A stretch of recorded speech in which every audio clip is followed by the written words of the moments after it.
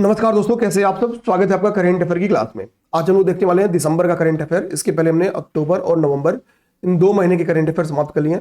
दोनों महीने की क्लास आपकी यूट्यूब पे मौजूद है और इसकी पीडीएफ भी हमने अपने टेलीग्राम चैनल पे शेयर कर दिया। ठीक है, वीडियो शुरू कर रहे हैं। आप सबसे एक रिक्वेस्ट के साथ, भाई प्लीज चैनल को सब्सक्राइब कर लेना। ठीक है, और वीडियो अच्छी लगी तो अपने दोस्तों में शेयर जरूर कर लेना। हम केवल दिसंबर करेंट अफेयर नहीं, हम यहां से यूपी पीसीएस प्रीलिम्स को लेके मेरा लक्ष्य है। आप कहीं किसी भी करंट अफेयर के लिए परेशान मत हो। केवल आपको क्या करना है, जितनी मैं करा रहा हूं, ठीक है। एक तो मैंने करंट अफेयर की मुझे क्लासेस करानी है मंथली, तो जैसे मैंने करा दिया आपका अक्टूबर से मैंने स्टार्ट किया, तो अक्टूबर, नवंबर और दिसंबर, जनवरी मंथ से मैं क्या करने वाला हूं, जैसे 1 से 10 जनवरी, तो 1 से 10 जनवरी की करंट अफेयर की क्लास आपको 12 से 13 जनवरी को मिल जाएगी। ठीक है ना। तो जनवरी करंट अफेयर की क्लास हम लोग ऐसे लेंगे कि 3 फेज में जनवरी की करंट अफेयर की क्लास लूंगा, फिर एक बार जनवरी की ओवरऑल क्लास लेके आपकी रिवीजन करा दूंगा। तो जनवरी हो गया, क्योंकि लास्ट 6 मंथ से करंट अफेयर की संख्या थोड़ा ज्यादा होती है। लास्ट 9 मंथ में मैक्सिमम करंट अफेयर आते हैं, लेकिन 6 मंथ में भी प्रभावित आपकी लगभग हम लोग कह सकते हैं लगभग 60 से 70% क्वेश्चन यहीं से होते हैं लास्ट 6 मंथ से। ठीक है, हम क्या करेंगे, इसको ज्यादा फोकस करेंगे। फोकस हम सभी एरिया करेंगे। आप बोलेंगे क्या सर जुलाई से करंट अफेयर नहीं करोगे, तो जुलाई से करंट अफेयर रिवीजन का मैंने एक तरीका ढूंढा है। मुझे क्या है कि कोई ना कोई 6 मंथली अभी मार्केट में आएगी। जैसे मुझे लग रहा है कि घटनासार आ सकती है, घटनासार हमेशा 6 मंथली निकालती है, तो चांसेस है घटनासार का 6 मंथली आ जाए। तो हम लोग उस 6 मंथली को पहला काम करेंगे कि वो 6 मंथली कर लेंगे। जैसे ही वो 6 मंथली हमारी समाप्त होगी, ठीक है, हमारे लिए 6 महीने का रिवीजन हो जाएगा। इसके बाद से आपका एग्जाम जून में यूपी पीसीएस पड़ेगा, तो सिंपल सी बात, हमको मई तक का करंट अफेयर करना है। तो हम मंथली मैगजीन को कराते चलना है। तो मंथली मैगजीन से आपकी करंट अफेयर चलती चलेगी। लास्ट में आई दृष्टि आती है 15 दिन पहले, 20 दिन पहले जब आई दृष्टि आएगी तो हमको डर नहीं लगेगा, क्योंकि 70% कंटेंट उसके ऑलरेडी हमको याद होंगे। फिर मुझे कराना आसान रहेगा, आपका करना आसान रहेगा। ठीक है ना। तो आप निश्चिंत रहो। देखो, आपको मेरे भाई टारगेट क्या रखना है कि मिनिमम 95 आपको नेट क्वेश्चन सही करने हैं आयोग के गलत आंसर के से, ताकि लफड़ा ना रहे। मतलब आयोग के गलत आंसर की मतलब क्या है कि भाई आयोग मान के चलो 3-4 क्वेश्चन गलत देगी, तो हमको उसके बावजूद नेट 95 जाना है, उसके बावजूद नेट 95 जाना होगा। अब इस नेट 95 में मैं बताऊं कि भाई 30 क्वेश्चन कम से कम करंट अफेयर करेंगे। इस बार कम क्वेश्चन थे, बट हम इसमें 25 क्वेश्चन आपसे वादा कराते हैं जिसने करंट अफेयर की क्लास को फॉलो कर लिया, क्योंकि मैं ट्रेडिशनल टच देता चलता हूं। तो आपको समझ में आ जाएगा कि लगभग 25 क्वेश्चन तो मैं आपका फंसा दूंगा यहीं से क्लास से। अब आपको चाहिए कितनी प्रीलिम्स निकालने के लिए, भाई नेट 70 क्वेश्चन, 70 क्वेश्चन चाहिए, और आपके हाथ में 120 क्वेश्चन जीएस के मौजूद है, 120 क्वेश्चन। आपकी सोचो कि आपको कितनी एक्यूरेसी रखनी है, और सिंपली आप हंसते खेलते चीजों को पार कर जाएंगे। ठीक है, बाकी बात बाद में करेंगे, पहले हम लोग स्टार्ट करते हैं। मेरी एक प्लान था, प्लान हमेशा डिस्कस करना, ठीक है, जरूरी होता है। अब देखो, हमने आपको बताया कि हमने एक भारत श्रेष्ठ भारत पहल स्टार्ट किया। क्यों? ताकि संस्कृतियों का मिलन होना बहुत जरूरी है। ठीक है, उत्तर भारतीय संस्कृति और दक्षिण भारतीय संस्कृति का समागम होना जरूरी है। इसी को ध्यान में रखते हमने क्या स्टार्ट किया, काशी तमिल संगमम। काशी तमिल संगमम, तो संगमम का मतलब संगम, काशी और तमिल संस्कृतियों का मिलन। संगम मतलब सिंपल सी बात क्या है, मिलन। और लिखा है केटीएस 4.0 का मतलब क्या है, चौथा संस्करण। ठीक है, पहली बार काशी तमिल संगमम की शुरुआत वर्ष 2022 में की गई थी। ठीक है, तो ये चौथा संस्करण है। पहली बात क्या रखना है, ये हमको क्लियर फैक्ट याद रखना है कि ये क्या है, ये आपका चौथा संस्करण है, तो 4.0 ये फैक्ट याद रखेंगे। मैंने आपसे बोला कि इसकी शुरुआत कैसे की गई, तो इसकी शुरुआत की गई, ठीक है, एक भारत श्रेष्ठ भारत कार्यक्रम के अंतर्गत। बेसिकली शिक्षा मंत्रालय इसकी आयोजक है, लेकिन तकनीकी सहायता यहाँ पे, ठीक है, आपकी आईआईटी मद्रास और बीएचयू। आईआईटी मद्रास चूंकि भाई तमिल संगम है, तो सिंपल सी बात है आईआईटी मद्रास इसमें सहायक है, क्या हम लोग कह सकते हैं बेसिकली ज्ञान साझेदार के तौर पे है। ठीक है, और बीएचयू है, बीएचयू उत्तर भारतीय संस्कृति को रिप्रेजेंट करती है, तो सिंपल सी बात है बीएचयू भी इसमें साझेदार के तौर पे शामिल है। लेकिन मुख्यतः आयोजक कौन है, तो शिक्षा मंत्रालय। इसके लिए जब आप आयोजन देखेंगे, जब उसका उद्घाटन होता है, तो उद्घाटन समारोह में कौन है, केंद्रीय शिक्षा मंत्री धर्मेंद्र प्रधान जी हैं, और उनके साथ अपने योगी आदित्यनाथ जी ने इसका उद्घाटन किया। इसका उद्घाटन कहाँ किया गया, तो वाराणसी, काशी वाराणसी में इसका आयोजन किया गया। ठीक है, इस बार की जो इसकी थीम थी आइए तमिल सीखें। क्लियर बात क्या है कि आइए तमिल सीखें, तमिल करिकुलम। देखिए, तमिल करिकुलम और आइए तमिल सीखें, ये दो पहले भी हैं इस समारोह की। ठीक है, देखिए तमिल करिकुलम का मतलब सिंपल सी बात करें, तमिल करिकुलम पहल के माध्यम से क्या है, ये दो पहले भी है, मैंने आपसे बता दिया। पहले बात तो थीम क्या है, आइए तमिल सीखें, ठीक है, और तमिल करिकुलम देना। तो तमिल करिकुलम में क्या है कि वाराणसी के विद्यालयों में तमिल शिक्षण, यहां पे ध्यान देना, तमिल शिक्षण दिया जाएगा। ठीक है, कि कुछ विद्यालयों का चयन किया जाएगा जहां पे तमिल शिक्षण भी दिया जाएगा। ठीक है, ताकि लोग तमिल भाषा सीखें। तो तमिल भाषा सीखेंगे तभी तो संस्कृति का जुड़ा होगा। ठीक है, और एक है तमिल कारपोम, ये दूसरी पहल है तमिल कारपोम, ठीक है। तो इसमें बोला गया कि काशी क्षेत्र के 300 विद्यार्थियों तमिल शिक्षण अध्ययन यात्रा, मतलब 300 विद्यालय, सॉरी 300 विद्यालय नहीं है, 300 विद्यार्थी है, 300 विद्यार्थियों के तमिल शिक्षण की अध्ययन यात्रा शुरू की जाएगी। बेसिकली इनको तमिल में शिक्षित किया जाएगा, ठीक है। तो कहने का मतलब क्या है कि इसमें तमिल भाषा को सीखने के लिए, तमिल शिक्षा को बढ़ावा देने के लिए कुछ कार्यक्रमों का आयोजन भी किया गया, ठीक है, भविष्य के लिए कुछ पहलों का आयोजन किया गया। नेक्स्ट देखेंगे हमारे लिए इंपॉर्टेंट क्या है, इंटरनेशनल आईडीईए में भारत की भूमिका, इंटरनेशनल आईडीईए में भारत की भूमिका, India's role in international IDEA. अब हम लोग समझेंगे क्या है कि हमको पता है कि ज्ञानेश कुमार जी क्या है, हमारे मुख्य निर्वाचन आयुक्त हैं, चीफ इलेक्शन कमीशन है। अब देखो इलेक्शन कमीशन इस बार हमारे लिए बहुत इंपॉर्टेंट है, क्यों? क्योंकि यूपी में 74th कॉन्स्टिट्यूशनल अमेंडमेंट कब हुआ था आप बता देना। इसके तहत लोकल एडमिनिस्ट्रेशन का चुनाव होने वाला है, ठीक है, हम लोग कह सकते हैं स्थानीय स्वशासन का चुनाव होने वाला है। और स्थानीय स्वशासन इसी के लिए मेंस के लिए इंपॉर्टेंट है और स्थानीय स्वशासन प्रीलिम्स के लिए भी इंपॉर्टेंट है। कई सारी कमिटीज बनी थी, बड़े मेहता, छोटे मेहता, ऐसे 4 कमिटीज थी।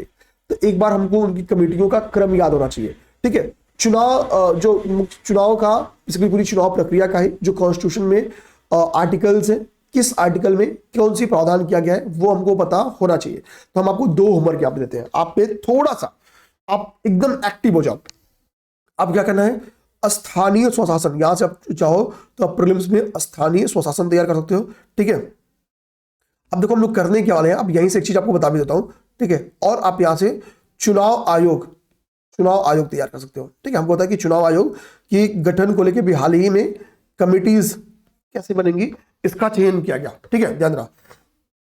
मेरे भाई मैं एक चीज आपको बताना चाहता हूं यूपीपीसीएस प्रीलिम्स को लेके। देखिए यहाँ पे मैंने एक चीज ऐड भी किया है। देखो यूपीपीसीएस प्रीलिम्स को लेके हमने क्या है ना कि जो हमारी प्रीलिम्स की टेस्ट सीरीज थी, ठीक है, और जो और भी बैचेस थे उनकी फीस थी 2000 सब इंक्लूडेड करके।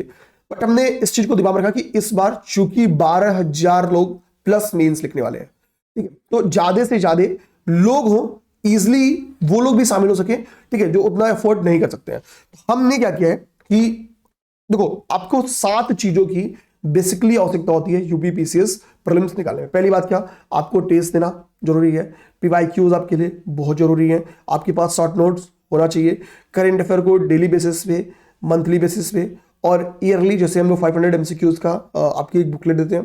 करेंट अफेयर पे एक अच्छी पकड़ होनी चाहिए क्योंकि आपके रिजल्ट लेने में लगभग 30% की भूमिका करेंट अफेयर की है, ठीक है। और एक वीकेंड एक मेंटोर से मिल जाए कि भाई हम आने वाले एक वीक में जो हमारा टेस्ट है, जिन टेस्टों को हम लोग देने वाले हैं उनके लिए क्या करें, कोई एक ऐसा एक मेंटोर रहे। हमने इसी को प्लान करके, ठीक है, आप ये पूरा आपको चूंकि करेंट अफेयर क्लास है, टाइम अपने पास नहीं है, आप इसको रीड कर सकते हो। केवल 500 में 499 में हमने अपने बैचेस को इसको स्टार्ट किया। इसके पहले आप जो भी पुराने स्टूडेंट हैं उनको पता होगा कि फीस जितनी मैंने लिखा उतनी थी, कहने के लिए नहीं, सच में इतनी थी। तो बहुत डिटेल डिस्कशन नहीं करेंगे क्योंकि करंट अफेयर की क्लास है, तो हमको बहुत फोकस होकर अपने काम को करना होगा।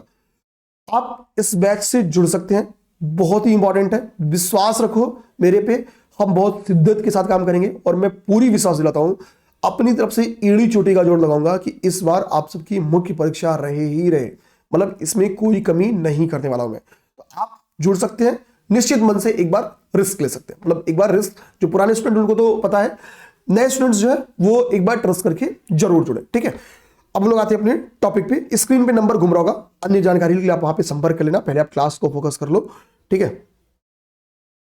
चलिए अब देखिए हुआ क्या है कि ज्ञानेश कुमार ने, ठीक है, स्टॉकहोम में वर्ष 2026 के लिए आईएडीए की सदस्य, ठीक है, राष्ट्र परिषद की अध्यक्षता औपचारिक रूप से ग्रहण की। तो बेसिकली क्या है कि अभी ज्ञानेश कुमार जी ने क्या किया है, ज्ञानेश कुमार जी को ठीक है, आईडीईए की अध्यक्ष घोषित किया गया है। आईडीईए यानी बेसिकली भारत को किया गया है, क्योंकि भारत की तरफ से ज्ञानेश कुमार जी है ना, तो सिंपल सी बात है कि ज्ञानेश कुमार ने स्टॉकहोम में क्या किया है, आईडीईए के अध्यक्ष पद को ग्रहण किया। तो सिंपली सी बात है, हाल ही में इंटरनेशनल आईडीईए का अध्यक्ष किसे बनाया गया या अध्यक्षता किसने ग्रहण की, तो आपकी ज्ञानेश कुमार जी ने। अब सिंपल सी बात है, यानी अध्यक्ष ज्ञानेश कुमार जी बने हैं, इंटरनेशनल संस्था ने यानी भारत अध्यक्ष बनाए। तो उपाध्यक्ष के तौर पे कौन से देश है, तो उपाध्यक्ष के तौर पे मॉरिशस और मैक्सिको है। कौन है, मॉरिशस है और मैक्सिको है। अब हमारे पास एक सिंपल होम, अब मैं बताऊंगा कि मेरे भाई इन दोनों देशों की कैपिटल कभी भी ना आपको प्रीलिम्स में कोई बहुत इंपॉर्टेंट कंट्रीज मिलेगा तो उसका कैपिटल जरूर देखना, क्योंकि यूपीपीसीएस एक क्वेश्चन कैपिटल से देती है। इसी बारे आप मैप को स्लाइड करोगे, खास तौर पर देखो ये जो मैक्सिको है ना, ये अभी जब वेनेजुएला पे यूएसए ने अटैक किया ना, तो इस मैक्सिको की लोकेशन बड़ा इंपॉर्टेंट हो गई है, ठीक है, क्योंकि लोग मान रहे थे कि भाई मैक्सिको जिन ड्रग्स को तवज्जो दिया गया वो मैक्सिको था, ठीक है, अगर ड्रग्स रीजन होता वेनेजुएला पे अटैक का, ठीक है, तो मैक्सिको की लोकेशन, इन चीजों की लोकेशन हमको देख लेनी चाहिए। यूपीपीसी हम सबको बताए एक क्वेश्चन आपका कैपिटल्स भी बनाती है, मैक्सिमम पीवाईक्यूज ही रहते हैं या करेंट अफेयर्स हैं। अब आगे देखिए, अंतरराष्ट्रीय दिव्यांग दिवस, ठीक है, अंतरराष्ट्रीय दिव्यांग दिवस कब सेलिब्रेट करते हैं? मैंने डेज पे कम प्रैक्टिस करा रहा हूं, हालांकि डेज पे 1 से 2 क्वेश्चन जरूर आते हैं, मैं डेज पे स्पेशली काम कर दूंगा आप लोग के लिए, तो परेशान नहीं होना। अक्टूबर, नवंबर, दिसंबर के महत्वपूर्ण दिवस की एक अलग ही सेपरेटली वीडियो बना दूंगा, वीडियो लंबा ना खींचे, मैंने इसी के लिए थोड़ा डेज पे कम फोकस किया है। तो प्रत्येक 3 दिसंबर को ध्यान देना अंतरराष्ट्रीय दिव्यांग दिवस मनाते हैं, ठीक है।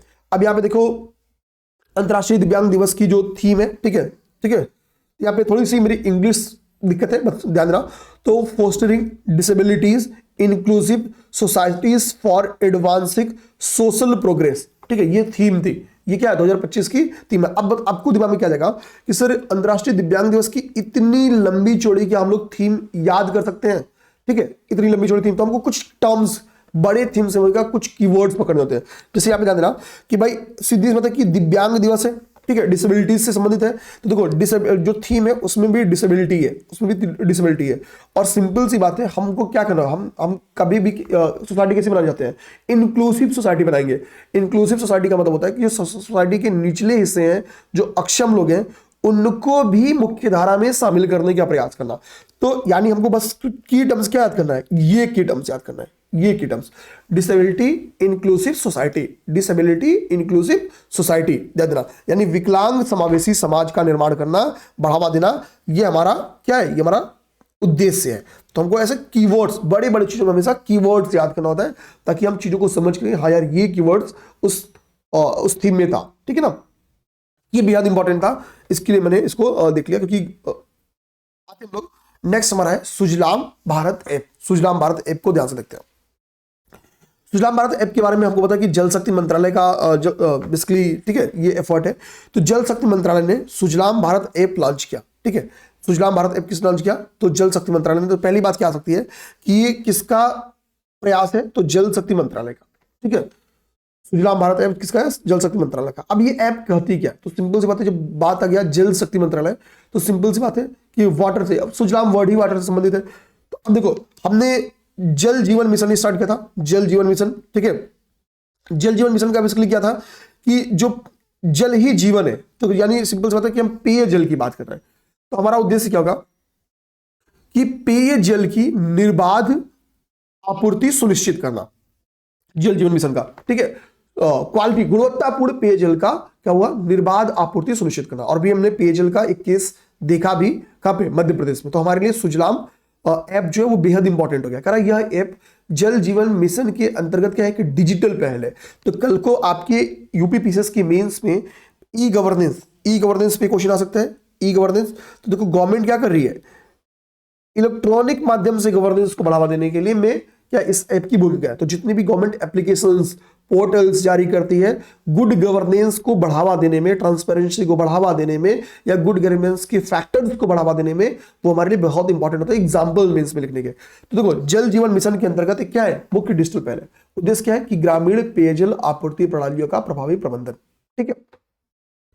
अच्छा, इस ऐप किस संचालन में या इसके डेवलपमेंट में तकनीकी सहयोग किसका है? तो BISAGN यानी भास्कराचार्य राष्ट्रीय अंतरिक्ष अनुप्रयोग एवं भू सूचना विज्ञान संस्थान, ठीक है। BISAGN, ठीक है, भास्कराचार्य राष्ट्रीय अंतरिक्ष अनुप्रयोग एवं भू सूचना विज्ञान संस्थान इसमें तकनीकी सहयोग दे रहा है, ठीक है। इस एप्लीकेशन, किसी भी एप्लीकेशन या किसी भी पोर्टल का, जैसे मान लो गवर्नमेंट ने जितनी भी पोर्टल्स आती है, उसका पोर्टल्स का सबसे बड़ा क्या होता है? Real time monitoring. तो किसी भी योजना की आपको चुनौती लिखनी हो ना, आपको लगे हमें कोई योजना गवर्नमेंट की फेल हो रही है, ठीक है, जैसे आपको लगे कि मनरेगा उतना इफेक्टिव नहीं हो पा रहा है, 73rd 74th कॉन्स्टिट्यूशन अमेंडमेंट के तहत जो लोकल एडमिनिस्ट्रेशन है उतना इफेक्टिव नहीं हो पा रहा है, तो उसके पीछे एक रीजन क्या है, रियल टाइम मॉनिटरिंग का अभाव, ठीक है। इस एप्लीकेशन के माध्यम से क्या कर रही है गवर्नमेंट, रियल टाइम मॉनिटरिंग कर रही है, इस उद्देश्य से इस एप्लीकेशन को लेकर आई है, ठीक है, ताकि जल आपूर्ति की पारदर्शिता एवं दक्षता को बढ़ावा मिल सके, ठीक है। अच्छा भैया, हम इसके बाद से हमारा ये हमारा 2 3 4th टॉपिक का जो समाप्त हुआ, हम अपने 5th टॉपिक पे आते हैं। 5वां हमारा टॉपिक क्या है, ऐसे क्या टॉपिक लिख पाना थोड़ा संभव है, बट ऐसे लिख ही लेते ना, ये हमारा 5वां टॉपिक मान लो, ठीक है। 5वां टॉपिक हमारा क्या है, Earth summit 2025, Earth summit 2025। Video please भाई सब लोग सब्सक्राइब कर लेना, ठीक है। इस बार इधर सब्सक्राइबर बहुत जरूरी है भाई मतलब अपनी को समझो कि अपने लिए मतलब वो ऊर्जा है, ठीक है, तो कर लेना, ठीक है। अब आज हम लोग अर्थ समिट 2025 को देखते हैं, ठीक है। आप देख रहे हो फीता कट रहा है, ठीक है। तो केंद्रीय गृह एवं सहकारिता मंत्री अमित शाह जी ने गांधीनगर गुजरात में, ठीक है, महात्मा गांधी मंदिर में अर्थ समिट 2025 का आयोजन किया। तो अर्थ समिट 2025 का आयोजन का हुआ, तो पहली बात गांधीनगर गुजरात में हुआ। और देखो जिस चीज का आयोजन खुद नरेंद्र दामोदर दास मोदी जी यानी नरेंद्र मोदी जी यानी प्रधानमंत्री के द्वारा नहीं किया गया रहे, वो हमारे लिए इंपॉर्टेंट है। जैसे काशी तमिल संगमम में सबसे फंसाने वाला जो पॉइंट होगा ना, वो ये होगा कि इसका उद्घाटन हाल ही में प्रधानमंत्री नरेंद्र मोदी और मुख्यमंत्री योगी आदित्यनाथ जी के द्वारा संयुक्त रूप से किया गया। क्यों आप उसको सही भी मानोगे, आपके दिमाग में अगर नहीं पता है तो आपके दिमाग में क्या जाएगा, आपके दिमाग में जाएगा कि भाई उनका संसदीय क्षेत्र है, तो नो डाउट कि मोदी जी ऐसी अपॉर्चुनिटीज को वेस्ट नहीं करेंगे। आपके दिमाग में तुरंत जाएगा, आपके दिमाग में बिल्कुल नहीं जाएगा कि शिक्षा मंत्रालय उस पहल की आयोजक है तो शिक्षा मंत्री भी हो सकते हैं, ठीक है। जैसे याद रहा, अब अर्थ समिट है तो आपके दिमाग में हमेशा हर बात में क्या जाएंगे, मोदी जी जाएंगे। लेकिन मैंने कि गांधीनगर गुजरात में इसका आयोजन किया गया, ठीक है, गांधी मंदिर में, सॉरी महात्मा गांधी सही था, महात्मा गांधी मंदिर में, ठीक है, इसका आयोजन किया गया अर्थ समिट का। किसके द्वारा किया गया, तो उद्घाटन किए खुद अमित शाह जी ने। उद्घाटन किसने किया, तो खुद अमित शाह जी ने इसका उद्घाटन किया। हमको क्लियर बात। तो यहां पे इस पूरे पॉइंट में ये वाला लाइन बेहद इंपॉर्टेंट है, क्योंकि इसमें जो उद्घाटन करता है वो भी बेहद इंपॉर्टेंट है और जहां पे हुआ वो भी बहुत इंपॉर्टेंट है। अब देखो कार्यक्रम में गुजरात के मुख्यमंत्री भूपेश पटेल भी उपस्थित रहे। खैर ये हमारे लिए इंपॉर्टेंट नहीं है, ये तो मतलब इंफॉर्मेशन केवल था, ये इंपॉर्टेंट नहीं है, ठीक है। इस लाइन को हम लोग नहीं याद करना है, आगे देखेंगे। आगे जो हमारे लिए है, कह रहा है कि सहकार सारथी के तहत, यहाँ पे बेसिकली क्या है कि सहकार सारथी पहल शुरू की गई, ठीक है। अब कह रहा है कि सहकार सारथी पहल के तहत 13 से अधिक डिजिटल सेवाएं शुरू की गई, ठीक है, जिनमें डिजिटल किसान क्रेडिट कार्ड केसीसी। तो पेपर में क्वेश्चन बन के आता है कि केसीसी योजना की शुरुआत कब की गई, केसीसी। तो अब यहीं से हम लोग क्या कर सकते हैं, हमको बताएं अभी हाल ही में बजट में क्या किया गया था कि केसीसी की क्षमता बढ़ा के उसकी लोन कैपेसिटी को 5 लाख कर दिया गया, पर एकड़ कितना, 5 लाख कर दिया गया। ये बजट का टॉपिक था। खैर अब छोड़ दो उस चीज को, आपको दिमाग में आपको बस इतना देना है कि भारत में केसीसी किसान क्रेडिट कार्ड योजना कब जारी की गई, कब लॉन्च की गई, तो ठीक है केसीसी। इसी तरह से किसी किसान क्रेडिट कार्ड पे किसान बही योजना, इस पे क्वेश्चन पूछ के आता है, तो हमको इनका ईयर दिमाग में रखना अपने लिए, ठीक है। इसके अलावा सहकारी शासन सूचकांक, विश्व का सबसे बड़ा अनाज भंडारण, ठीक है, भंडारण अनुप्रयोग शामिल है। ये सारा क्या है बेसिकली पहले यहाँ पे स्टार्ट किया गया, ठीक है। अब देखो क्या कह रहा है कि इस शिखर सम्मेलन के दौरान जो नाबार्ड है, ठीक है, ठीक है, ध्यान रहा, इस शिखर सम्मेलन के दौरान कह रहा है नाबार्ड बेसिकली संयुक्त आयोजन हुआ है। ये बात बताना चाह रहा है कि इस शिखर सम्मेलन का जो आयोजन करता है वो संयुक्त आयोजन हुआ है, ठीक है। तो किसने किया है, नाबार्ड ने और IAMAI, ठीक है, यानी internet and mobile association of India, internet and mobile association of India, इसने संयुक्त रूप से अर्थ समिट का आयोजन किया। तो हम लोग ऐसे सिंपल लिख सकते हैं कि अर्थ समिट, अर्थ समिट, ठीक है, जो संयुक्त आयोजन है मेरे भाई वो याद करना है। इस बार इस टाइप के 3-4 क्वेश्चन पेपर में आए हुए थे, 3-4 यूपीपीसीएस में बता रहा हूं, ठीक है। तो किसने किया, नाबार्ड में। नाबार्ड का गठन कब हुआ, ये भी हमारे लिए बेहद इंपॉर्टेंट है। नाबार्ड के बारे में पेपर में क्वेश्चन बन के आते रहते हैं, तो नाबार्ड के बारे में हमको ये चीज दिमाग रखना है, IAMAI, ठीक है। इसने संयुक्त रूप से, ध्यान देना, संयुक्त रूप से जारी किया क्या, आपका अर्थ समिट का आयोजन किया, ठीक है, अर्थ समिट का आयोजन किया, ठीक है। अब देखो उद्देश्य क्या था इस अर्थ समिट का, तो कृषि, ग्रामीण विकास यानी agriculture, rural development, digital innovation के माध्यम से, ठीक है, पर्यावरणीय स्थिरता और हरित अर्थव्यवस्था को बढ़ावा देना, ये डॉट पॉइंट गलत गया है, ठीक है। और पर्यावरणीय स्थिरता और हरित अर्थव्यवस्था को बढ़ावा देना, ये इसका उद्देश्य है, ठीक है। इस उद्देश्य से अर्थ समिट का आयोजन किया गया नाबार्ड और आईए, ठीक है, MAI यानी internet and mobile association of India के द्वारा। नाबार्ड के बारे में अगर आपको जानना है तो सिंपल सी बता रहा हूं कि आपको दिमाग में क्या रखना है कि नाबार्ड एक डेवलपमेंट बैंक है जो कि बेसिकली रूरल एरियाज को फोकस करती है, यानी हम लोग कह सकते हैं एग्रीकल्चर और रूरल डेवलपमेंट को लेके फाइनेंस का काम करती है। नाबार्ड की स्थापना अगर आपको जानना है तो नाबार्ड की स्थापना 1982 में वर्ष 1982 में की गई थी। National bank of agriculture and rural development act लेके आया गया था, नाबार्ड की फुल फॉर्म है, ठीक है, national bank for agriculture and rural development, ठीक है। इससे रिलेटेड एक एक्ट लेके आ गया था जिसका नाम 1981 में, इसी 1981 के एक्ट के तहत 1982 में इसकी स्थापना की गई थी। तो जो बातें मैंने बोला, आप चाहो तो वीडियो पॉज करके इसको कहीं नोट भी कर सकते हो, इसको कहीं नोट भी कर सकते हो। इसके लिए देखोगे कि जब रूरल एरिया पे समावेशिता की बात होती है, वित्तीय समावेशन की बात होती है, ठीक है, तो नाबार्ड ऐसे संयोजन में शामिल होता है, ठीक है।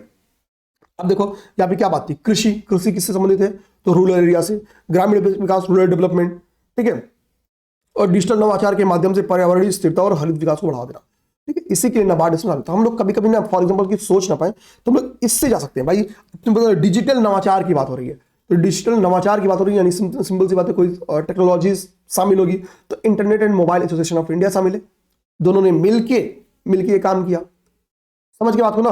तो हमको थोड़ी ऐसी चीजों को फोकस करना रहता है। हम लोग आते हैं यहां पे, देखो सहकार सारथी के ऊपर थोड़ा सा इन डिटेल चर्चा कर लेते हैं, ठीक है। यहाँ पे देखो ऊपर क्या लिखा था, ऊपर था ना कि सहकार सारथी के तहत 13 से अधिक डिजिटल सेवाएं शुरू की गई, जिसमें हमने कुछ, ठीक है, देखा कि जैसे KCC देखा, शहरी शासन सूचकांक देखा, ये सब चीजें देखा।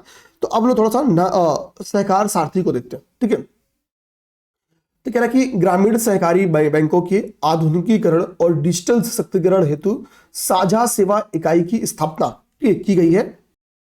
इसको इस तरह से समझ सकते हैं हम लोग, जैसे देखो आपका बेसिकली क्या समझना आपको, जो सहकार सारथी है, सहकार सारथी क्या है, तो सहकार सारथी आपका साझा सेवा इकाई है, ध्यान देना, यानी शेयर्ड सर्विस, ठीक है, एंटिटी है। अब देखो इसको डेवलप क्यों किया गया, इसके डेवलप करने के पीछे का रीजन क्या है, तो बता रहा है कि ग्रामीण सहकारी बैंकों के आधुनिकीकरण के उद्देश्य से, यानी क्या है कि जो रूरल हम लोग कहते हैं कोऑपरेटिव बैंक्स हैं, रूरल कोऑपरेटिव बैंक्स की इफिशियंसी, उनकी सर्विस इफिशियंसी को इंक्रीज करना, सर्विस इफिशियंसी को बढ़ावा देने के उद्देश्य से, ठीक है, एक शेयर्ड सर्विस एंटिटी जिसका नाम है सहकार सारथी की शुरुआत की गई, की स्थापना की गई। इसकी स्थापना बेसिकली नाबार्ड, NCDC, ठीक है, और हम लोग कह सकते हैं ग्रामीण सहकारी बैंक के द्वारा की गई। इसके में बेसिकली भूमिका नाबार्ड की ही है, लेकिन शेयरधारिता तीनों में इक्वली है। जैसे देखो यहाँ पे अभी देखो, इसको चूंकि RBI से मतलब अनुमोदित कर दिया गया है, ठीक है, RBI से इसको अनुमोदन मिल चुका है, तो हम लोग कह सकते हैं कि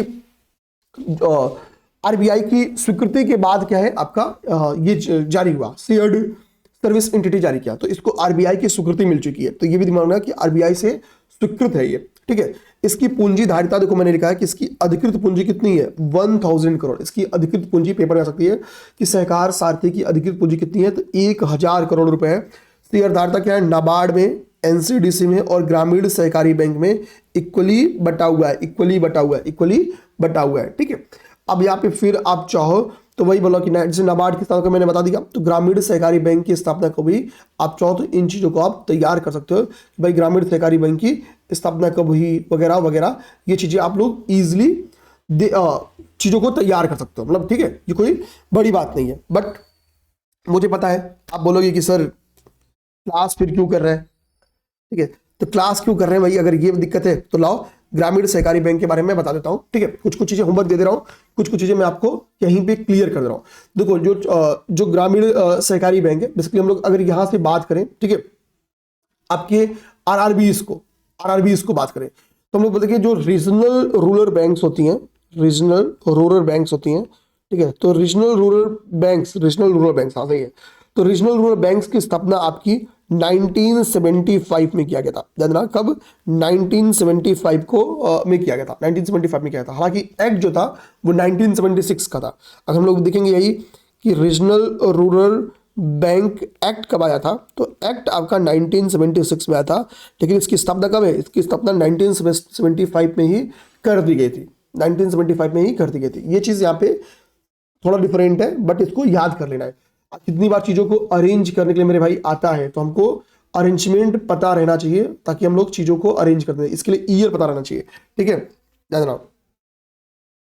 तो हमने क्या देखा, सहकार सारथी समझ गया। सहकार सारथी का बेसिकली उद्देश्य क्या गया, ग्रामीण सहकारी बैंकों को, आरसीबीज को क्या है कि बेसिकली इसमें उत्थान करना इसका उद्देश्य है, ठीक है। अब हम क्या करते हैं, हमारे लिए नेक्स्ट टॉपिक क्या होगा, नेक्स्ट टॉपिक हमारा होगा भेजा बकौरी कोसी पुल, ठीक है। हमारे लिए नेक्स्ट टॉपिक क्या है, भेजा बकौरी कोसी पुल है। चलो इसको देखते हैं, इस टॉपिक को। पहली बात देखेंगे कि इस पुल की विशेषताएं क्या है। ये पुल जाहिर बात है इंपॉर्टेंट होगा, ठीक है, खास में बीपीएससी में काफी इंपॉर्टेंट है, बट यूपी में भी आ सकता है। इसके पीछे का रीजन ये है, देखो इस पुल की लंबाई कितनी है, तो पहले 13.5 किलोमीटर, नहीं 13.3 किलोमीटर, 13.3 किलोमीटर लंबा ये पुल है। देखो यह पुल कोसी नदी क्षेत्र में कनेक्टिविटी सुधार में सहायक है, ठीक है। कोसी रिवर हमको पता है कि बिहार, अब तो बिहार की कोसी को क्या बिहार का स्रोत कहा जाता है, तो स्क्रीन पे दिख भी रहा है तो बहुत दिक्कत नहीं होगी कि कोसी को बिहार का स्रोत कहा जाता है। तो कोसी नदी बेसिकली क्या कहते हैं कि कोसी नदी का जो हम लोग कहते हैं कटाव क्षेत्र है वो बहुत तगड़ा है, तो कनेक्टिविटी अक्सर जब ये अपने उफान पे आती है तो मेन रोड्स को वगैरह वगैरह को सब निपटा के कनेक्टिविटी बाधित कर देती है। तो बिहार किसी भी, जैसे हम लोग बताएं, अगर आपकी लॉजिस्टिक्स क्षमता घट जाएगी तो कोई भी एरिया अनडेवलप्ड हो जाएगा, ठीक है। आप केवल देखो, जैसे फॉर एग्जांपल यूपी गवर्नमेंट ने, ये बात जो मैं बोलने जा रहा हूं बहुत पॉइंट की बात है, ठीक है, ध्यान रखना। यूपी गवर्नमेंट ने क्या किया कि बुंदेलखंड एक्सप्रेसवे बनाया, ठीक है, ठीक है। मुझे ये नहीं पता कि किसने बनवाया, किस गवर्नमेंट ने बनाया, ये आपके लिए मुद्दा नहीं है। यूपी गवर्नमेंट ने बुंदेलखंड एक्सप्रेसवे बनाया। तो देखो यूपी का बुंदेलखंड एरिया, आई थिंक मैंने 6-7 महीने पहले डाटा पढ़ा था कि जो हम लोग अगर बात करें कि, ठीक है, डिस्ट्रिक्ट जीडीपी के अकॉर्डिंग, तो सबसे तेज वृद्धि वाला एरियाज बन गया है, मतलब एरियल डेवलपमेंट के अकॉर्डिंग देखें तो बुंदेलखंड वाला एरिया सबसे तेज वृद्धि वाला एरिया बन गया। रीजन क्या है, बुंदेलखंड एक्सप्रेसवे, लॉजिस्टिक्स क्षमता बढ़ गई तो इकोनॉमिक एक्टिविटी बढ़ गई। बात समझ आ रही है ना, सिंपल सी बात। जैसे आप मान लो कि किसी का शहर में घर है, बिजनेस कर रहा है, अच्छा व्यापार कर रहा है, किसी की दुकान है, छोटी सी दुकान है, ठीक है, माल लेके आ रहा है, दुकान कर रहा है, तो उसकी परचेजिंग पावर, उसकी इनकम गांव वाले में कोई प्राइमरी का टीचर रहे नहीं तुलना कर पाएगा। वो जितना 1 महीने में कमाते हैं उतना 3 दिन में कमाएगा, समझ गए ना। तो लॉजिस्टिक का डेवलपमेंट होना मतलब इकोनॉमी के डेवलपमेंट होने का सूचक है, ये हमेशा दिमाग में अपने रखनी है, ठीक है। कुछ कुछ चीजें अपने को यहीं से मेंस के लिए भी दिमाग रखना है, बहुत लॉजिकल चीजें हैं, ठीक है। तो कोसी को प्राय क्या कहा जाता है, बिहार का शोक कहा जाता है। उद्गम का तिब्बत के पठार से होता है, नेपाल से होकर बहती है, बिहार की कटिहार जिले के पास ये गंगा से संगम करती है, ठीक है। यानी हम लोग कह सकते हैं कि कटिहार के पास क्या है, ये गंगा की ट्रिब्यूटरी बन जाती है, ठीक है ना, जना। तो ये हो गया आपका, तो भेजा बकोर कोसी पुल, ठीक है, ये हो गया, ठीक ना। यहाँ पे देखो एक मैप्स में मैंने कोसी रिवर को यहाँ पे दिखा दिया है, आप चाहो तो इस चीज को बहुत ध्यान से देख सकते हो कि ठीक है, ये आपका गंगा रिवर है, ठीक है, मेन रिवर गंगा ट्रिब्यूटरीज है। इधर आपकी पहले आगे कौन मिल रही है, गंडक रिवर, ठीक है, नहीं ये आपकी रिवर है, यहाँ पे देखो कोसी है, सॉरी ये देखो आपकी कोसी है, ये अभी कोसी रिवर आके यहाँ पे बिहार में गंगा की सहायक बन जा रही है, ठीक है। आप बताओगे ये रिवर कौन सी रिवर है, गंगा के ट्रिब्यूटरीज एक बार तैयार कर लेना। चलो यहाँ से हम लोग क्या करते हैं ना, मैंने इसको कराया भी है, मैं इसको करा भी दूंगा, दोबारा करा दूंगा, एक शॉर्ट वीडियो बना दूंगा, ठीक है, 5-7 मिनट क्योंकि लग जाएगा इसको करने में। तो गंगा ट्रिब्यूटरी होमवर्क ले लो आप लोग, ठीक है, आप एक बार इसको तैयार कर लेना। इसमें कुछ नहीं, गंगा का उद्भव जहां से होता है तो पंचप्रयाग हमको इसी समय तैयार हो जाएंगे। तो जब हम इसको तैयार करोगे तो आपको यहीं से क्या तैयार होगा, आप यहाँ पे पंचप्रयाग तैयार कर लोगे। अब देखो पंचप्रयाग आप यहीं से तैयार कर सकते हो, क्योंकि जब गंगा का उद्भव इनिशियली पढ़ोगे तो पंचप्रयाग आपको मिलेंगे। पंचप्रयाग का ट्रिक है, मैं इसको ट्रिक से याद करा दूंगा, इस पर एक अलग से वीडियो ही बना दूंगा। सेकंड चीज ध्यान देना, सेकंड चीज इसकी लेफ्ट ट्रिब्यूटरी आप तैयार कर लेना, और तीसरी इसकी राइट ट्रिब्यूटरी, ठीक है। और वो था कि गंगा आगे चल के क्या आती है, 2 फेज में डिवाइड हो जाती है। जो 2 फेज में, एक ब्रांच का होता है वेस्ट बंगाल में एंट्री हो जाती है और एक बांग्लादेश में। तो हमको वो जो 2 फेजेस है, जो 2 ब्रांचेस है, 2 ब्रांचेस का नाम पता रहना चाहिए। ठीक है, बस इतनी चीज आपको गंगा रिवर के बारे में पता रहना चाहिए, बाकी तो मतलब कोई दिक्कत नहीं है। बाकी मैक्सिमम आएगा तो यूपी स्पेशल बेस हो सकता है कि यूपी के कुल कितने डिस्ट्रिक्ट से पास करती है। ठीक है, तो वो सब चीजें हम लोग, मैं एक वीडियो ही बना दूंगा तो गंगा ट्रिब्यूटरी आपका तैयार कर दूंगा मैं। ठीक है, यहाँ पे मैं अपने लिए होमवर्क नोट कर लेता हूं कि मुझे गंगा ट्रिब्यूटरी पे एक वीडियो बनानी है। ठीक है, मैं उसको शेयर कर दूंगा, आप लोग देख लेना उसे। चलो भाई, इसके बाद से हम लोग आते हैं नेक्स्ट, प्राडा कोला। ये एक देखो भाई, ये वेरी इंपॉर्टेंट बात है और हमको, ठीक है, कोल्हापुरी चप्पल का नाम आपने सुना होगा और कोल्हापुरी चप्पल को हमको पता है कि हमने क्या किया है, जीआई टैग दिया है। जीआई टैग दिया है। अब देखो, ये जीआई टैग प्राप्त एक ऐसे एक चप्पल है जिसको प्राडा नामक एक, हम लोग कह सकते हैं एक एमएनसी है, एक इतावली एमएनसी है, और जो हम लोग कह सकते कि सॉरी, देखो यहां पे क्या लिखा है, इतावली लग्जरी फैशन ब्रांड प्राडा। तो ये लग्जरी फैशन ब्रांड है प्राडा। प्राडा क्या है, सॉरी, इतावली की कंपनी है। इसने बोला कि हम कोल्हापुर चप्पल से क्या करते हैं ना, इसको हम लोग और मतलब इसको लेके एमओयू करते हैं, ठीक है, मतलब हम इसकी मार्केटिंग करेंगे। अब देखो इसमें है क्या, इसमें इनकी मतलब है कि मैं इसमें कुछ वैल्यूडेशन करूंगा और वैल्यूडेशन करके हम इसको इंटरनेशनल मार्केट में उतारेंगे। अब देखो यहां पे क्या लिखा है, सीमित संस्करण संग्रह, मतलब व्यापक लेवल पे हम इसको एक्सपेंड नहीं करेंगे, बट हम लोग इसके सीमित संस्करण को लेके एक एमओयू साइन करते हैं। एक सेकंड भाई, ओके, देखिए तो कितना, लगभग 2000 जोड़ी सैंडल तैयार किया, कितना, लगभग 2000। अब ये फैक्ट हमारे लिए इंपॉर्टेंट है क्योंकि हमारे लोकल चीजों को ग्लोबल मार्केटिंग हो रही है, हमारा ग्लोबल बन रहा है। तो जीआई टैग की कल को आपसे इंपॉर्टेंस पूछे कि भाई जीआई टैग मिलता है, इसका क्या फायदा है, तो लोग कहते हैं ना कि जीआई टैग का फायदा क्या है कि एक तो ग्लोबल इंडिकेशन है, वो तो क्षेत्रीय पहचान मिलती है, आपकी एक क्षेत्र को एक पहचान मिलती है। तो वो क्या करता है, लोकल टूरिज्म या रूरल टूरिज्म को बढ़ावा देता है, रूरल इकोनॉमी बढ़ेगी। और जब रूरल ब्रांड्स वर्ल्ड में जाएगा, जब आपको लगेगा कि भाई इताली ये जो कोल्हापुरी चप्पल है ये तो बड़े बड़े लोग पहन रहे हैं, ठीक है, जैसे फॉर एग्जांपल अब मान लो जॉकी, ठीक है, तो फॉर एग्जांपल मान लो कि जॉकी हमारा क्या होता, जीआई होता, तो होता क्या कि भाई आप समझे ना, एक जो लोअर मिल जा रहा है 200 का और एक लोअर मिल रहा है 2000 का, समझे ना, दिन भर में एक कोई जॉकी लोअर बनाया तो काम हो गया। तो ये बेसिकली आप देख सकते हो कि हमको एक्चुअली जीआई टैग का क्या इंपॉर्टेंस है। देखो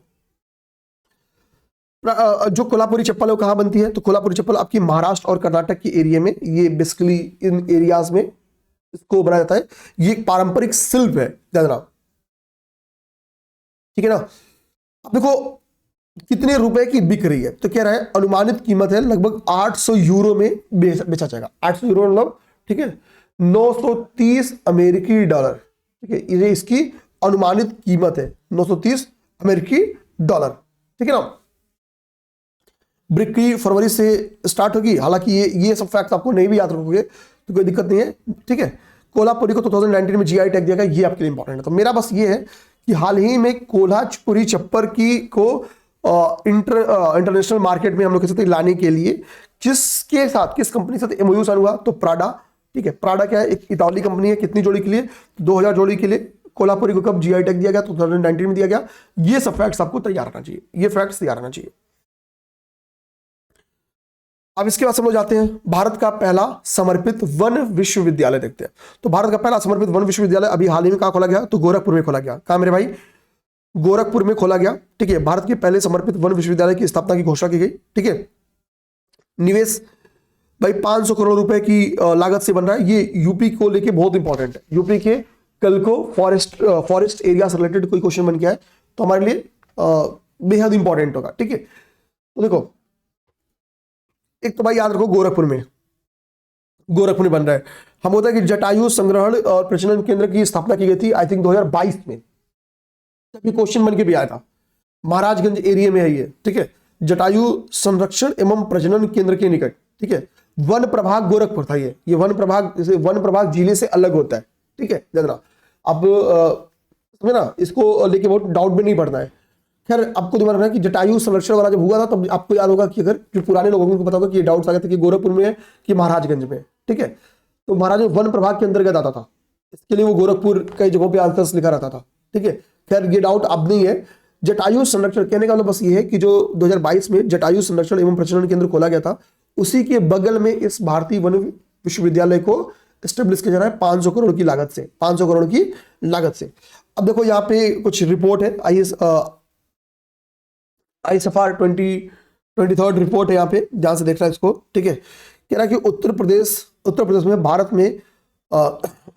में हरित आवरण में बस हम क्या कर रहे हैं, फॉरेस्ट एंड जो ट्री कवर्ड एरिया उसको शामिल करके, तो यूपी का जो forest and tree covered area है, कह रहा है उसमें दूसरी सबसे अधिक वृद्धि दर्ज की है। यूपी ने दूसरी जो स्टेट वाइज ग्रोथ हुई है ना, तो वो कह रहा है कि ओवरऑल अगर हम लोग फॉरेस्ट एंड ट्री कवर्ड को काउंट करें तो ग्रोथ के मामले में, ग्रोथ होने में दूसरे रैंक पे है यूपी, जिसमें 559 वर्ग किलोमीटर का विस्तार हुआ। तो भारत ने, हम लोग यूपी ने ISFR जो 21 की रिपोर्ट थी उसकी तुलना में, ठीक है, forest and tree covered area में कितनी ग्रोथ की, 559.19 वर्ग स्क्वायर किलोमीटर, यानी लगभग हम लोग इसमें 560 स्क्वायर किलोमीटर का विस्तार किया, ठीक है। और इस विस्तार के साथ कुल हरित आवरण राज्य का कितना हो गया, 9.96%, ठीक है। तो कितना विस्तार किया, तो पिछली रिपोर्ट से यूपी ने 500 लगभग 560 स्क्वायर किलोमीटर का विस्तार किया। कितना, लगभग 560 स्क्वायर किलोमीटर का, जो कि पूरे भारत का जो फॉरेस्टेड एरिया है, ठीक है, या सॉरी जो कि यूपी का जो ओवरऑल एरिया है, ओवरऑल लैंड है, उसका 9.96%। तो यूपी के कितने परसेंट लैंड पे फॉरेस्ट एंड ट्री कवर्ड है, तो 9.96%, ठीक है। बाकी ISFR रिपोर्ट हमने इन डिटेल में करंट अफेयर में आपने पढ़ा भी होगा। चलो भाई आते हैं अपने इस वाले टॉपिक पे आते हैं। ये वाला टॉपिक क्या है, तो कह रहा है NCSM अर्थात राष्ट्रीय विज्ञान संग्रहालय परिषद को PRSI राष्ट्रीय पुरस्कार 2025, ठीक है। देखो न्यूज क्या है, कह रहा कि NCSM जो कि संस्कृति मंत्रालय के अधीन है, ठीक है, NCSM मतलब राष्ट्रीय विज्ञान संग्रहालय परिषद को PRSI यानी public relations society of India, ठीक है, public relations society of India राष्ट्रीय पुरस्कार 2025 में 2 श्रेणियों में सम्मानित किया गया। ये 2 श्रेणियों में इसको सम्मानित किया गया, ठीक है। तो NCSM को PRSI राष्ट्रीय पुरस्कार 2025 में 2 श्रेणियों में पुरस्कार दिया गया, ठीक है। तो PRSI राष्ट्रीय पुरस्कार 2025, NCSM इसकी 2 श्रेणियों में क्या हुआ, राष्ट्रीय पुरस्कार प्राप्त किया। जो 2 श्रेणियां थी वो क्या है, देखना यहां पर लिखा है। पहली श्रेणी हर घर म्यूजियम अभियान, ठीक है, इसकी हर घर म्यूजियम अभियान को श्रेणी, ठीक है, कह रहा कि कारपोरेट अभियान में सोशल मीडिया का सर्वश्रेष्ठ उपयोग किया गया। और दूसरा वेस्ट टू आर्ट प्रकाशन के लिए, ये विशेष प्रकाशन के क्षेत्र में दिया गया, ठीक है। तो हर घर म्यूजियम अभियान और वेस्ट टू आर्ट प्रकाशन के लिए क्या हुआ, NCSM को PRSI राष्ट्रीय पुरस्कार 2025 प्रदान किया गया, ठीक है, इन 2 श्रेणियों में। अब देखो माघ मेला अभी चल रहा है, ठीक है, अभी कुंभ हमारा खत्म हुआ। खैर कुंभ खत्म में थोड़ा टाइम हो गया, बट आयोग चाहे तो कुंभ के ऊपर कुछ क्वेश्चंस दे सकती है, क्योंकि वो मैक्सिमम 15 महीने पुराना करंट अफेयर हुआ होगा, ठीक है, आयोग अगर चाहे तो, ठीक। अब देखो हमको बस कुंभ के बारे में कहूंगा ना, इतना आप याद कर जाओ कि कुंभ की शुरुआत कब हुई, कितने दिनों का था, 3-4 प्रोग्राम्स थे कुंभ के बीच में, वो क्या हुए, यही सब चीजें आपको बेसिक तैयार कर जाओ। मैं इसको, ठीक है, और बहुत ज्यादा नहीं चाहिए, हो सकता है कि कल को आ जाए। अब देखो ये एक लोगो, ये स्क्रीन पे पहले पूरा लोगो देख लो आप लोग, अपनी स्क्रीन में देख लो। तो इस लोगो को अनाउंस किया गया, इसके पहले कभी भी माघ, ये लोगो कुंभ मेले का नहीं है, कुंभ का लोगो अलग है, कुंभ का भी लोगो डिजाइन किया गया था। तो हो सकता है कुंभ के लोगो और माघ मेला के लोगो की तुलना करा दे, कुंभ के लोगो और माघ मेले के लोग क्या करे, तुलना करा दे। तो ये काम मैं करा दूंगा, वो जो सोच सकते हैं वो मैं करा दूंगा, वो जो सोचेंगे मैं करा दूंगा, ठीक है। यही देखो बस एक डिफरेंस है अदर क्लासेस और इस क्लासेस में, वो मैं करा दूंगा। तो एक मैं अपने लिए अगला होमवर्क लिखता हूं, जैसे एक मैंने गंगा ट्रिब्यूटरीज होमवर्क लिखा अपने लिए, और एक ये लिखता हूं, ये मैं करा दूंगा, ठीक है। अच्छा भाई हम लोग आते हैं अपने इस बात पे। अब देखो माघ मेले के लोगों में क्या लिखा गया, संस्कृत में लिखा गया है माघे, ठीक है, निमज्जनम यत्र पापम परिहरेत ततः। ठीक है, ये भी क्या है, संस्कृत में एक श्लोक लिखा गया, ये संस्कृत का एक श्लोक है। ठीक है, तो पहली बात, ये संस्कृत का श्लोक है, माघे निमज्जनम यत्र पापम परिहरेत ततः। ठीक है, ये संस्कृत का एक श्लोक है। इस श्लोक का क्या मतलब है ये हम लोग सब समझ लेंगे। पहली बार माघ मेले का एक लोगो जारी किया गया। अब देखो कह रहा कि इस लोगो में आपको दिखेगा क्या, तो क्या इस डिजाइन में 7 ऊर्जा चक्र दिखेंगे आपको। इसमें इस डिजाइन में आपको बेसिकली जो एस्ट्रोनॉमिकल, ये एक एस्ट्रोनॉमिकल डिजाइन है, इंटरैक्ट करने का मतलब है ये एक एस्ट्रोनॉमिकल डिजाइन है। इसमें 7 ऊर्जा चक्र, सूर्य, चंद्रमा की 14 कलाएं, जैसे ये देखो 1 2 3 4 5 6 7 8 9 10 11 12 13 14। ठीक है, तो ये चंद्रमा की आप 14 कलाएं देख रहे हैं, ये ठीक है, ये चंद्रमा की 14 कलाएं हैं, ये वाला हिस्सा, ये ठीक है। ये तो हमको क्या दिख रहा है कि भाई इस खगोलीय डिजाइन में हमको सूर्य दिख रहे हैं, चंद्रमा की 14 कलाएं दिख रही हैं। ठीक है, 7 ऊर्जा चक्र दिख रहे हैं।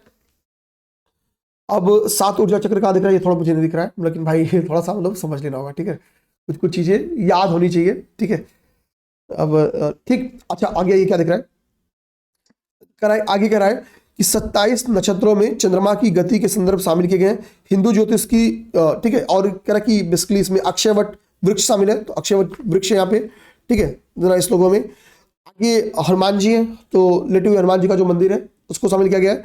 ठीक है, ध्यान, सनातन ध्वज आपको मंदिर के ऊपर दिखेगा भी, सनातन ध्वज। ठीक है, सनातन ध्वज को शामिल किया गया है। और संगम प्रयाग, ये देखो तीनों नदियों का संगम, तो ये संगम प्रयाग दिख रहा होगा आपको, ये संगम प्रयाग दिख रहा होगा। ये बेसिकली क्या है कि सूर्य, चंद्रमा की जो 14 कलाएं हैं, अक्षयवट मंदिर है। ठीक है, सॉरी अक्षयवट वृक्ष है। ठीक है, लेटे हनुमान जी का मंदिर है, उस पर जो सनातन ध्वज है वो है। तीनों नदियों का जो संगम है जिसको हम लोग प्रयाग कह सकते हैं, बेसिकली प्रयाग संगम, उसको रिप्रेजेंट किया गया है। ठीक है, 27 नक्षत्रों को इसमें दिखाया गया है, वगैरह वगैरह इसमें मेंशन है। ठीक है, कह रहा कि ठीक है,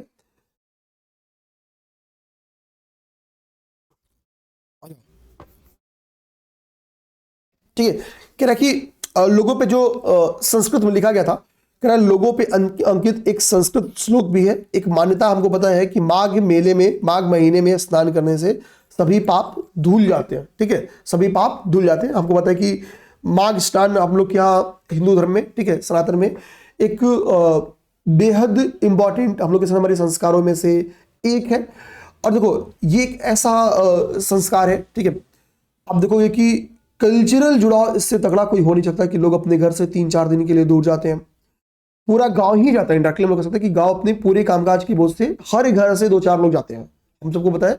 और वो हम उसको कास्टिज्म में ना बांटे तो हर घर से जाते हैं लोग, और वहां पे एक अलग गांव आपको देखने को मिलेगा। ठीक है, लोग मिलते हैं, कल्चर जुड़ा करते हैं अपने बीच में, तो इंडायरेक्टली लोग कह सकते हैं कि कल्चरल डेवलपमेंट के लिए और मेंटल डेवलपमेंट के लिए बहुत जरूरी है। ठीक है, तो उसका मतलब साइंटिफिक फायदा भी बहुत ज्यादा है। हम होता है कि लोगों में साइबेरियाई पक्षियों को भी दिखाया गया। साइबेरियाई पक्षियों को होता है भाई कि कितने दूर से उड़ के आती हैं, ठीक है, साइबेरिया से उड़ के आती हैं।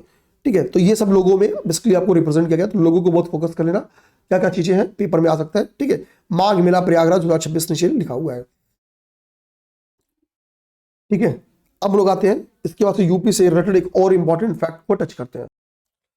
ठीक है, देखिए इस वक्त जस्ट दवा पी के शुरू हो रही क्लास। एक्चुअली मुझे एक पॉलिटिशियन वाली खांसी हो गई है, तो समझे ना किसका नाम मैं क्या कहना चाह रहा हूं।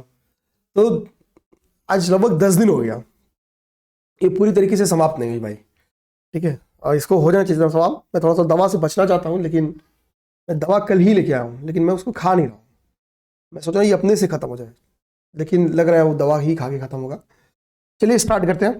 ठीक है, दिवाली को भी हाल ही में अमूर्त सांस्कृतिक विरासत सूची में शामिल किया गया। ठीक है, @ यूनेस्को ICH समिट 17 2025। ठीक है, ICH का मतलब होता है intangible cultural heritage list. UNESCO का जो कि इंटेंजिबल कल्चरल लिस्ट है उसमें शामिल किया गया।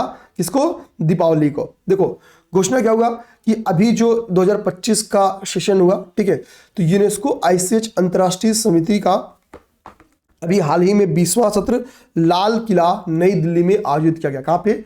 नई दिल्ली, लाल किला। आयोजन का वो मेरे भाई, लाल किला नई दिल्ली। यूनेस्को ICH अंतर सरकारी समिति का 20वां सत्र आयोजित किया गया।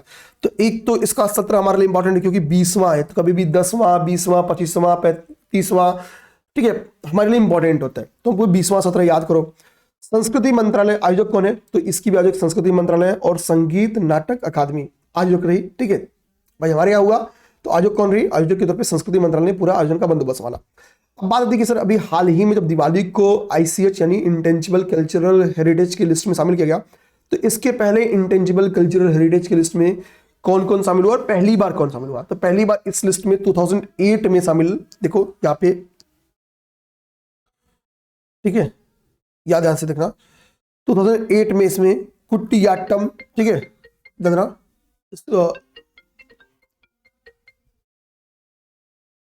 एक सेकंड, ठीक है, आवाज आ रही है ना? कुछ तो हुआ स्क्रीन से, अचानक पूरी स्क्रीन गैप हो गई है। ठीक है, तो देखना यहाँ पे कुटियाट्टम संस्कृत थिएटर रामलीला, ठीक है, ठीक है, वैदिक मंत्रोच्चार, तो कोई इसको शामिल किया गया। रिसेंट में अभी देखेंगे तो कोलकाता दुर्गा पूजा, गरबा, ठीक है, कुंभ मेला 2017 में शामिल किया गया था। ठीक है, योग नवरोज इसके पहले, तो पहले कौन शामिल किया गया और रिसेंट में कौन शामिल किया गया, इसी का क्रम आपको तैयार कर लेना है। ठीक है, जैसे योग नवरोज इसके पहले शामिल था, कुंभ मेला 2017 में शामिल किया गया था, कोलकाता की दुर्गा पूजा को शामिल किया गया था 2021 में, गरबा 2023 में शामिल किया गया। ठीक है, ठीक है, तो ये सारे क्या है, ये सारी की सारी चीजें आपकी अमूर्त सांस्कृतिक विरासत में शामिल हो चुकी हैं। तो हमको ये फैक्चुअली इंफॉर्मेशन है, याद करना होगा, याद भी कर लेंगे हम लोग। ठीक है, इसको याद करना होगा, थोड़ा सा रटना होगा इस चीज को। नेक्स्ट हम लोग देखें, नेक्स्ट हमारे लिए जो इंपॉर्टेंट है, ठीक है, वह है संचार मित्र योजना। संचार मित्र योजना, तो संचार मित्र योजना संचार मंत्रालय के अंतर्गत इसको जो DOT है, दूरसंचार विभाग है, उसके द्वारा संचालित किया जा रहा है। ठीक है, संचार मंत्रालय के अंतर्गत इसको दूरसंचार विभाग के द्वारा संचालित है। ठीक है, ये युवा उन्मुख पहल है पहले। ठीक है, यानी यूथ सेंट्रिक है। यूथ सेंट्रिक से क्या मतलब है, अभी जो संचार मित्र योजना है ना, इसको मेंस में भी देखो यूज कर सकते हो आप लोग, ध्यान देना कैसे। तो संचार मित्र, नाम में ये संचार है, तो सिंपल सी बात है कि इसको जो संचार मिनिस्ट्री है, ठीक है, उसके द्वारा स्टार्ट किया गया। ठीक है, किस विभाग के द्वारा संचालित किया जा रहा है? तो दूरसंचार विभाग के द्वारा संचालित किया जा रहा है। कह रहा है ये है क्या, तो छात्र स्वयं सेवकों को संचार मित्र के रूप में नामित किया गया। इसमें क्या किया जाएगा कि जो छात्र स्वयं सेवक है, इनको संचार मित्र के तौर पे इनको क्या किया जाएगा, नामित किया जाएगा। ठीक है, मैं समझ गया क्या हो रहा है। वाईफाई मुझे बंद करना पड़ेगा क्योंकि स्क्रीन पे क्या हो रहा है ना भाई, आप लोग को नहीं पता, अब बीच में हो सकता है पता चला आपको, जब 45 मिनट की क्लास थी तो किसी का फोन आ गया स्क्रीन पे, और चूंकि व्हाट्सअप जो आप लोग करते हो ना, तो व्हाट्सअप कॉल यहाँ पे शो करता है और वो पूरी स्क्रीन पे कॉल आ गई थी क्लास की जगह। मैं तो डर गया कि क्लास ही कहने कट जाए, लेकिन बच गया है, कोई दिक्कत नहीं है। ठीक है ना, अब देखो, तो हमको क्या देखना कि भाई इसमें क्या किया जा रहा है कि छात्रों को छात्र स्वयंसेवक के रूप में संचार मित्र के रूप में नामित किया जाएगा। इसमें है क्या युवाओं की ऊर्जा, उनके तकनीकी ज्ञान और सामाजिक पहुंच का उपयोग करना इसका उद्देश्य है। ठीक है, यूथ में क्या है, यूथ की ऊर्जा, उनकी तकनीकी ज्ञान और सामाजिक पहुंच का उपयोग करना उद्देश्य है। कारण नागरिकों में सुरक्षित डिजिटल व्यवहार, जिम्मेदार दूरसंचार उपयोग के प्रति जागरूकता फैलाना बेसिकली इनका उपयोग है। और ये छात्रों के माध्यम से, छात्र स्वयंसेवकों के माध्यम से, भाई मोबाइल सुरक्षा के प्रति जागरूकता, कि हमको जैसे देखिए है क्या कि जैसे जैसे आपका डिजिटली चीजें आगे चलेंगे तो साइबर अपराध बहुत तेजी से बढ़ेगा, साइबर क्राइम्स बढ़ेंगे। हमको पता है आजकल डिजिटल अरेस्ट का जमाना है। ठीक है, बुलिंग का जमाना है। ठीक है, छोटी छोटी बच्चियां भी इससे, छोटे छोटे बच्चे भी इससे शिकार हो जा रहे हैं। ठीक है, तो हमको बेसिकली इन चीजों से क्या है, इन चीजों से हम कह रहे हैं कुछ चीजों का जागरूकता ही समाधान है। तो ये इसमें क्या है, छात्र स्वयंसेवकों को ही, ठीक है, ऐसा सक्षम किया जाएगा। ठीक है, अच्छा देखिए आप कह रहे हैं कि टेलीकॉम जो फ्रॉड है उसकी रोकथाम की जाएगा, टेलीकॉम फ्रॉड की रोकथाम किया जाएगा। अब देखिए, तो आप समझिए ना कि दूर संचार मित्र योजना का उद्देश्य क्या है कि छात्र स्वयंसेवकों को तैयार करके छात्रों के थ्रू क्या किया जाएगा कि बेसिकली एक जागरूकता अभियान चला जाएगा, जिसका उद्देश्य रहेगा कि डिजिटल जो सुरक्षित डिजिटली यूज बढ़े, मोबाइल सुरक्षा, जो मोबाइल सिक्योरिटी है उसके प्रति जागरूकता सृजन हो, टेलीकॉम फ्रॉड्स रुके, ठीक है। तो यानी सुरक्षित डिजिटल व्यवहार को बढ़ावा मिले, इसको ध्यान में रखते हुए इसको स्टार्ट किया ताकि सुरक्षित डिजिटल व्यवहार को बढ़ावा मिले। तो कल को साइबर क्राइम से रिलेटेड कभी क्वेश्चन है, गवर्नमेंट क्या एफर्ट करे, तो हम लोग इन चीजों को लिख सकते हैं। आगे आएंगे, प्रधानमंत्री जन औषधि कार्यक्रम। मैंने इस पे एक शॉर्ट वीडियो भी बनाया है, नहीं बनाया तो बना दूंगा, ठीक है। ये बेहद इंपॉर्टेंट है, मेंस में यूज कर लेना। होता है गवर्नमेंट मेडिसिन की प्राइस को कम करे, तो हर मेडिसिन का एक केमिकल कंपोजिशन होता है, एक रासायनिक संगठन होता है, ये चीज मिलके ये दवा बन रही है। तो सरकार क्या करती है, विदाउट ब्रांडिंग, और उसी पे मान लो एक ठप्पा लग गया निशान त्रिपाठी, तो मान लो मैं बड़ा आदमी हो गया अगर, तो मैं उसी जेनरिक मेडिसिन को अब बेचूंगा 2 रुपए वाली को बेचूंगा 5 में। मान लो रमन सर का कल को नाम मेरे से भी अच्छा हो जाए, तो वो उस पर नाम है रमनदीप प्राइवेट लिमिटेड, ठीक है, वो 7 रुपए में बेचेंगे। तो होता क्या, ये जो ठप्पा सीलिंग वाली जो हालचाल है ना, ये जेनरिक मेडिसिन की दवा बढ़ा देती है।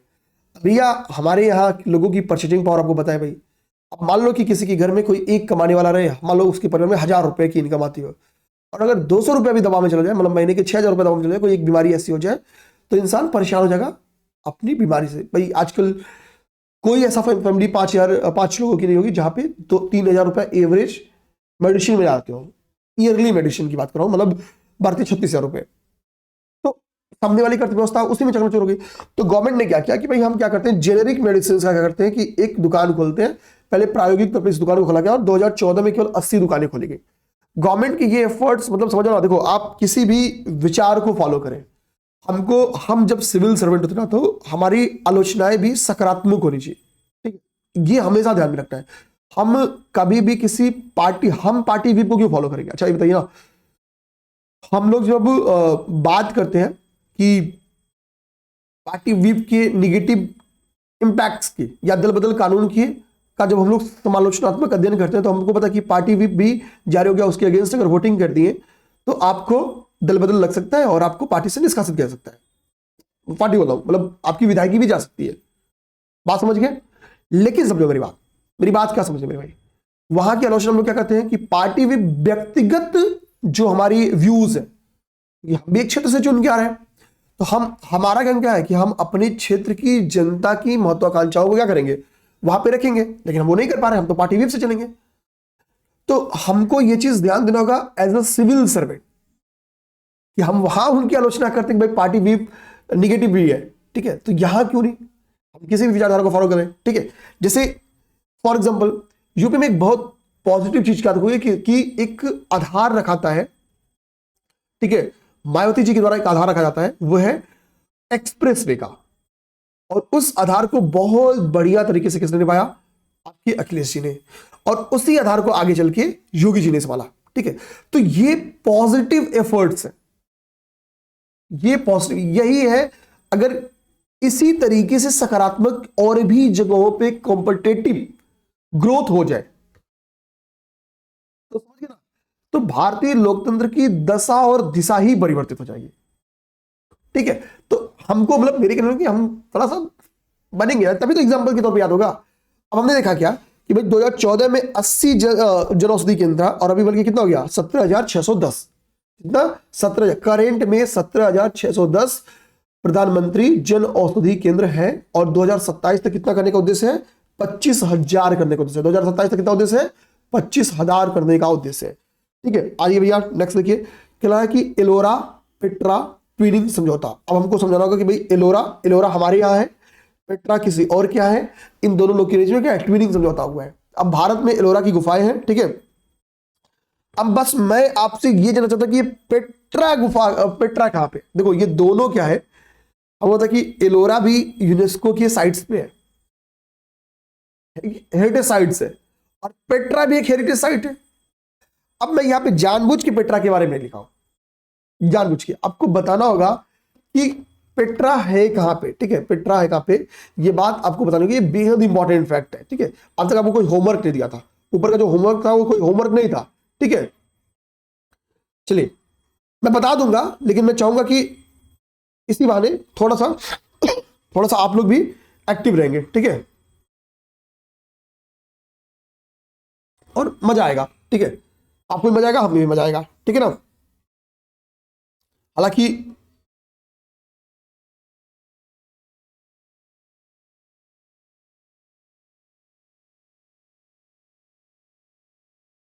आप लोग इस चीज को देख ही लो, पेट्रा आपका जॉर्डन में है।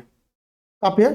पेट्रा आपका जॉर्डन में है, ठीक है ना। ये बेहद इंपॉर्टेंट था, लगभग सभी ने इसको बहुत मतलब इस चीज को ध्यान देना। मिनिस्ट्री ऑफ एक्सटर्नल अफेयर ने भी इस बात को छापा था, ठीक है, ध्यान देना। तो ये अभी मैंने अपने मोबाइल में just ministry of external affair का वो न्यूज पाया, मैं यहीं से इस चीज को उठाया भी था, ठीक है। तो हमको देख लेना है, इसी के लिए ये आपके लिए काफी इंपॉर्टेंट था, ठीक है, ठीक है। इंडिया और जॉर्डन, इंडिया जॉर्डन, ठीक है, agree to twin UNESCO sites of Petra and Ellora, ठीक है, ध्यान देना। तो यही आ सकता है ट्विनिंग समझौता किसकी, एलोरा और पेट्रो के बीच में जो हाल ही में ट्विनिंग समझौता हो, तो पेट्रो जो यूनेस्को साइट है वो कहां पे स्थित है, तो जॉर्डन में स्थित है, ठीक है। एडीबी ने हमको पता कि भाई एडीबी का, पहली बात एडीबी को समझो, एडीबी है क्या। तो एडीबी हमको पता है क्षेत्रीय ग्रामीण बैंक है, 1966 में 1966 में इसकी स्थापना हुई। इसका उद्देश्य क्या था कि रीजनल तौर पे सोशली और इकोनॉमिकली ग्रोथ को बढ़ावा देना। बेसिकली हम लोग कहते हैं इकोनॉमिक ग्रोथ से रिलेटेड जितने भी वर्क है, ठीक है, उसके लिए इन्वेस्टमेंट करती है एडीबी, ठीक है। सदस्य देश कितने 68, और मुख्यालय कहां पे है, तो मुख्यालय इसका मनीला फिलीपींस में, मुख्यालय कहां है, मनीला फिलीपींस में। तो 1966 में इसकी स्थापना हुई, क्षेत्रीय विकास इसका काम है, मुख्यालय कहां पे है, मनीला फिलीपींस में, मनीला फिलीपींस में। 68 देश अभी इसके सदस्य हैं। तो इसी एडीबी ने, जिसका उद्देश्य क्षेत्रीय विकास करना है, ठीक है, एक मतलब सीधे सीधे एशियन डेवलपमेंट बैंक है, तो एशियन क्षेत्रीय विकास यानी एशिया लेवल पे ये क्या करती है, विकास परियोजनाओं को समर्थन देती है। तो भारत की कुछ विकास परियोजनाओं के लिए लगभग 2.2 अरब अमेरिकी डॉलर की अभी हाल ही में एक एमओयू साइन हुआ है, ठीक है, एक एमओयू साइन हुआ है। ये जो होता है वो कम ब्याज दरों पर ऋण उपलब्ध कराती है, 2.2 अरब अमेरिकी डॉलर का ये ऋण उपलब्ध कराई है। नेक्स्ट क्या है, केंद्रीय सूचना आयोग है, ठीक है, सीआईसी सेंट्रल इंफॉर्मेशन कमीशन है। तो अभी राज गोयल जी को हाल ही में क्या है, राज गोयल जी को सीआईसी का पदभार दिया गया, ठीक है, ददरा, ठीक है, ददरा। तो ये पेट्रो एलोरा पेट्रो ट्विनिंग समझौता, ठीक है, मैंने कहा अभी थोड़ी देर बाद बता दूंगा। देखो इसके पीछे का रीजन ये है कि मैंने नीचे लिखा था, ठीक है, भारत और पेट्रो जॉर्डन के बीच में ये एक ट्विनिंग समझौता है। विश्व धरोहर स्थलों के बीच संरक्षण बढ़े, इनके बीच में जो अनुसंधान को बढ़ावा मिले, पर्यटन को बढ़ावा मिले, इसी उद्देश्य से यह ट्विनिंग समझौता किया गया, ठीक है। दोनों ही धरोहर स्थल हैं, दोनों ही रॉक कट आर्किटेक्चर के एग्जांपल है, ठीक है, इसी के बीच में ट्विनिंग समझौता की गई। एलोरा के बारे में मैंने लिख दिया है कि ये महाराष्ट्र के में स्थित एक पहाड़ी है, ठीक है, चरणांद्री पहाड़ी है, ठीक है, उसी के समीप है, ठीक है। राष्ट्रकूटों के बेसिकली आगे और भी कुछ शासकों का इसका काम है। बेसिकली रॉक कट का मतलब क्या होता है कि एक रॉक है और इसको कट कर करके ऐसे ऐसे अंदर जाके इसकी गुफा बना दिया, केव बना दिया गया, ठीक है। तो मुख्यतः इस रॉक कट केव के निर्माण में राष्ट्रकूटों की भूमिका है। ये हिंदू, बौद्ध और जैन, मतलब इस गुफा में, इस केव में हिंदू प्रतीक भी है, बौद्ध प्रतीक भी है और जैन प्रतीक भी है। तो हम लोग कह सकते हैं कि ये तीनों, उस समय हमको होता कि हमारे यहाँ यही 3 धर्म था भाई ओरिजिनली, जब ये एलोरा राष्ट्र था तो सिंपल सी बात है यही मेजर धर्म था हमारे यहाँ, इन तीनों धर्मों के साक्ष्य वहां पे पाए गए हैं, ठीक है ना, ये चीज ध्यान देना। अब आते हैं राष्ट्र प्रेरणा स्थल लखनऊ की बात करते हैं। ये राष्ट्र प्रेरणा स्थल वाली कहानी तो आपने देखा ही होगा, वो गमला चोरी वही गई। अब तो 25 दिसंबर को राष्ट्र प्रेरणा स्थल का उद्घाटन बनाया गया। तो राष्ट्र को प्रेरणा दे, तो यहाँ पे क्या है कि 3 हम लोग कह सकते हैं कि महान विभूतियों का यहाँ पे एक प्रतिमा का अनावरण किया गया। याद रखना 25 दिसंबर हमको पता है कि हम लोग सेलिब्रेट करते हैं अटल बिहारी वाजपेयी जी की as a birthday, as a jayanti. तो ये अटल बिहारी वाजपेयी जी की 101वीं जयंती थी। और हमको पता है कि अटल जी की जयंती को हम लोग गुड गवर्नेंस डे के रूप में सेलिब्रेट करते हैं, गुड गवर्नेंस डे के रूप में भी सेलिब्रेट करते हैं। 60 से 65 फीट ऊंची कांस्य प्रतिमाएं बनाई गई हैं, किसकी, अटल बिहारी वाजपेयी जी की, श्यामा प्रसाद मुखर्जी जी की और पंडित दीनदयाल उपाध्याय जी की। इन तीनों लोग की 60 से 65 फीट ऊंची प्रतिमाएं बनाई गई हैं, ठीक है ना। ओके ओके, चलो अब हम देखते हैं, ठीक है, अब हम लोग देखते हैं नेक्स्ट जो हमारा है, आपको बताना होगा कह रहा है कि कुवैत और चीन के बीच में भी क्या हुआ है, कुवैत और चाइना के बीच में एक पोर्ट को लेके एग्रीमेंट हुआ है। एक्चुअली एक पोर्ट के निर्माण को लेके एग्रीमेंट हुआ है, ठीक है। तो इससे क्या हो रहा है कि आपको दिख रहा है कि हिंद महासागर में चाइना की जो इफिशियंसी या चाइना का जो हस्तक्षेप बढ़ रहा है उसको। अब आप मुझे बता सकते हैं कि किस बंदरगाह को लेके मैं बात कर रहा हूं। तो एक बंदरगाह है अल कबीर बंदरगाह। तो अल कबीर बंदरगाह के निर्माण के लिए, तो एक तो क्वेश्चन क्या गया, अल कबीर बंदरगाह कहां पे है? तो अल कबीर बंदरगाह हमको पता है कहां पे, कुवैत में। कहां पे? कुवैत में। और हाल ही में इस बंदरगाह के निर्माण की जिम्मेदारी किसको मिल गई है? चाइना को मिल गई है। ठीक है, कहां पे? चाइना को। तो चाइना सॉरी कुवैत का एक द्वीप है बुबियान द्वीप। क्या नाम है उसका? बुबियान द्वीप। ये ध्यान देना, ये मैप आपको स्क्रीन देखो।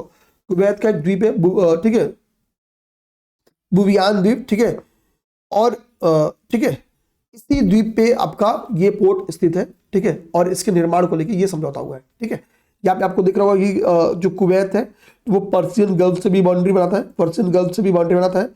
पर्सियन गल्फ में यहाँ पे टिग्रिस रिवर आती हुई, ठीक है, और यूफ्रेट्स रिवर आके गिरती हुई दिख रही है। ठीक है, ठीक, यहाँ पे स्ट्रेट ऑफ हॉर्मुज, ये आपका स्ट्रेट ऑफ हॉर्मुज है, आपको दिख रहा होगा, जो कि किसको कनेक्ट करता है? इधर पर्सियन गल्फ है और इधर कौन है? इधर हिंद महासागर है, इन दोनों को कनेक्ट करता है। सही है कि गलत है? ठीक है, बताना, स्ट्रेट ऑफ हॉर्मुज किसको कनेक्ट करता है? सॉरी, आइए अब हम लोग देखते हैं।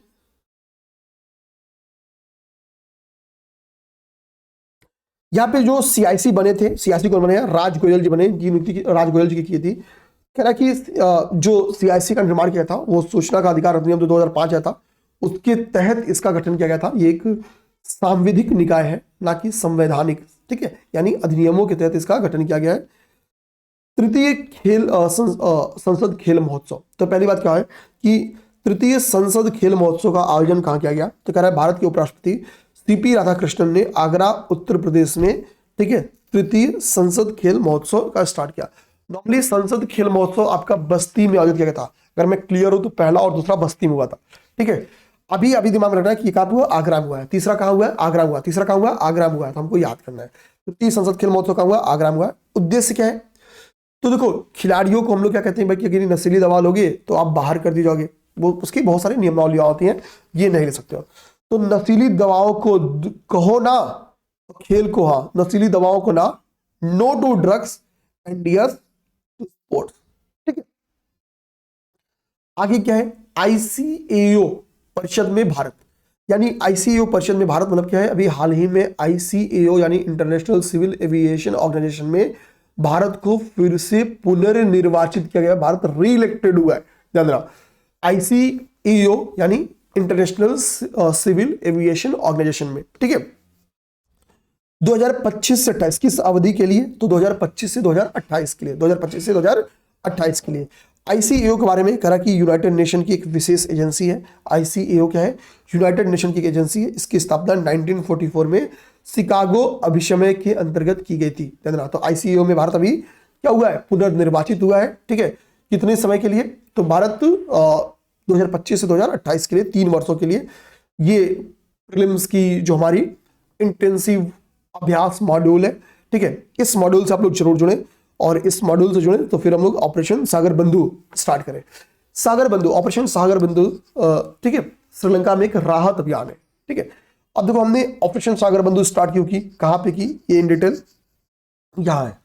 देखो होता क्या है कि हम पड़ोस प्रथम की नीति पे काम करते हैं। हमारा काम क्या है कि हमारे पड़ोसियों को हम सबसे पहले देखेंगे। भारत पड़ोस प्रथम की नीति पे काम करता है। तो कह रहा है कि भारतीय नौसेना ने चक्रवाती तूफान दित्वा आया, ठीक है, चक्रवाती तूफान एक आया था दित्वा, और इस दित्वा नामक जो तूफान था इससे श्रीलंका में काफी क्या हुआ? श्रीलंका काफी इफेक्ट हुआ, काफी प्रभावित हुआ। हमको पता है श्रीलंका एक द्वीप है, और ये एग्जाम्पल है, ये अरीय प्रतिरूप का एग्जाम्पल है ये। और श्रीलंका नदी स्वरूपों में हम लोग अरीय प्रतिरूप पढ़ते हैं ना, ध्यान रखना। अब देखो भारत और श्रीलंका के बीच में भी एक स्ट्रेट है। क्या आप बता पाओगे कि भारत और श्रीलंका के बीच में कौन सा स्ट्रेट है? ठीक है, तो कह रहा है कि ऑपरेशन सागर बंधु के अंतर्गत मानवीय सहायता अभियान प्रारंभ किया गया। ठीक है, चक्रवात द्वित्वा क्या है? एक ट्रॉपिकल स्टॉर्म है, यानी तूफान है। ठीक है, इसका नामकरण यमन के द्वारा किया गया। ये काफी इंपॉर्टेंट बात है भाई, ये काफी इंपॉर्टेंट है, ये पेपर में आ सकता है। ठीक है, और ये आता है कभी भी जो चक्रवातों का नामकरण होता है ना, तो किसके द्वारा नामकरण रखा गया? ठीक है, वो हमारे लिए इंपॉर्टेंट होता है। तो चक्रवात द्वित्वा, पहली बार जो चक्रवात द्वित्वा ये किसको प्रभावित की? तो चक्रवात द्वित्वा ने श्रीलंका को प्रभावित किया। इसका नामकरण द्वित्वा नामकरण यमन ने रखा। ठीक है, और भारत ने श्रीलंका को सहयोग देने के लिए ऑपरेशन सागर बंधु लॉन्च किया। ऑपरेशन सागर बंधु के तहत हमने आईएनएस विक्रांत को, आईएनएस उदयगिरी को, ठीक है, और इंडियन एयरफोर्स का जो C-130J विमान है इसका प्रयोग किया। आईएनएस विक्रांत का प्रयोग किया, आईएनएस उदयगिरी का प्रयोग किया, इंडियन एयरफोर्स के C-130J विमान का उपयोग किया हमने। तो इन चीजों का हमने क्या किया, इन चीजों का हमने उपयोग किया, इन चीजों का हमने क्या किया, उपयोग किया, ठीक है, इन चीजों का उपयोग किया हमने। ओके, अब एक यूपी स्पेशल से रिलेटेड फिर इंपॉर्टेंट फैक्ट आ गया। जनरल बिपिन रावत के भी हाल ही में एक स्टैचू का अनावरण किया गया, ठीक है, कहां पे किया गया, तो ये किया गया गोरखपुर में किया गया। गोरखपुर में सैनिक स्कूल है, जो आर्मी स्कूल है, वहीं पे इसका अनावरण किया गया, ठीक है। महापरिनिर्वाण दिवस के बारे में हमारे लिए एक इंपॉर्टेंट फैक्ट, अगला बेहद इंपॉर्टेंट फैक्ट है। देखो, डॉक्टर अंबेडकर साहब का से रिलेटेड जो भी फैक्ट्स हैं वो हमारे लिए बेहद इंपॉर्टेंट है। देखिए, हमारे जो हम लोग अपने महापुरुषों की बात करें, ठीक है, तो उनमें डॉक्टर अंबेडकर हमारे लिए हमेशा, और यूपीपीसीएस हर साल एक दो फैक्ट जरूर देती है इनके ऊपर, इनके जो कृतियां हैं, चाहे उनके ऊपर फैक्ट्स आ जाए, ठीक है, या जैसे भी, तो इनके ऊपर क्वेश्चंस बन के आना एकदम अवश्यंभावी है, पेपर बन के क्वेश्चन आता ही है हमको, इसी के लिए ये टॉपिक बेहद इंपॉर्टेंट है। तो सबसे पहली बात, हमने महापरिनिर्वाण दिवस मनाया कब, ठीक है, तो 6 दिसंबर को हम लोग इसको सेलिब्रेट करते हैं, ठीक है, महापरिनिर्वाण दिवस, ठीक है, 6 दिसंबर को, प्रतिवर्ष 6 दिसंबर को हम इसको सेलिब्रेट करते हैं, ठीक है। आगे देखेंगे कराए इस दिवस के दिन हमने क्या किया, तो अंबेडकर सर्किट पंचतीर्थ विकास योजना की शुरुआत की। अंबेडकर सर्किट, ठीक है, पंचतीर्थ दिवस की हमने बेसिकली क्या की, डेवलप किया। करा कि डॉक्टर अंबेडकर के जीवन से जुड़े 5 प्रमुख तीर्थस्थलों को विकसित किया गया। 5 प्रमुख स्थलों को क्या किया गया, विकसित किया गया। वो जो 5 तीर्थस्थलों की बात है, यहां पे देखिए, जो पंचतीर्थ के तौर पे जिन 5 स्थलों को विकसित किया गया, तो वो था महू, महू जो मध्य प्रदेश है, महू मध्य प्रदेश बर्थ प्लेस है किसका, डॉक्टर अंबेडकर जी का। तो उसको लंदन यूके में उनकी एजुकेशन हुई है, तो उसकी उनकी शिक्षा भूमि कहाँ मानी गई, तो एजुकेशन एंड स्टडी रिलेटेड जो मेमोरियल्स है वो लंदन यूके। नागपुर महाराष्ट्र में दीक्षा भूमि, ठीक है, बौद्ध धर्म चूंकि इन्होंने नागपुर महाराष्ट्र में ग्रहण किया, तो हम इनको ये कह सकते हैं, ठीक है। मुंबई महाराष्ट्र में चैत्य भूमि, ठीक है, अंतिम संस्कार स्थल है, ठीक है, ध्यान रखना, अंतिम संस्कार स्थल। और दिल्ली में महापरिनिर्वाण भूमि समाधि स्थल है। तो ये आपकी पंचतीर्थ स्थल है महू। इसमें पंचतीर्थ स्थलों में 4 भारत में है और एक भारत के बाहर यूके में है, जो इनकी शिक्षा भूमि है, लंदन यूके में है।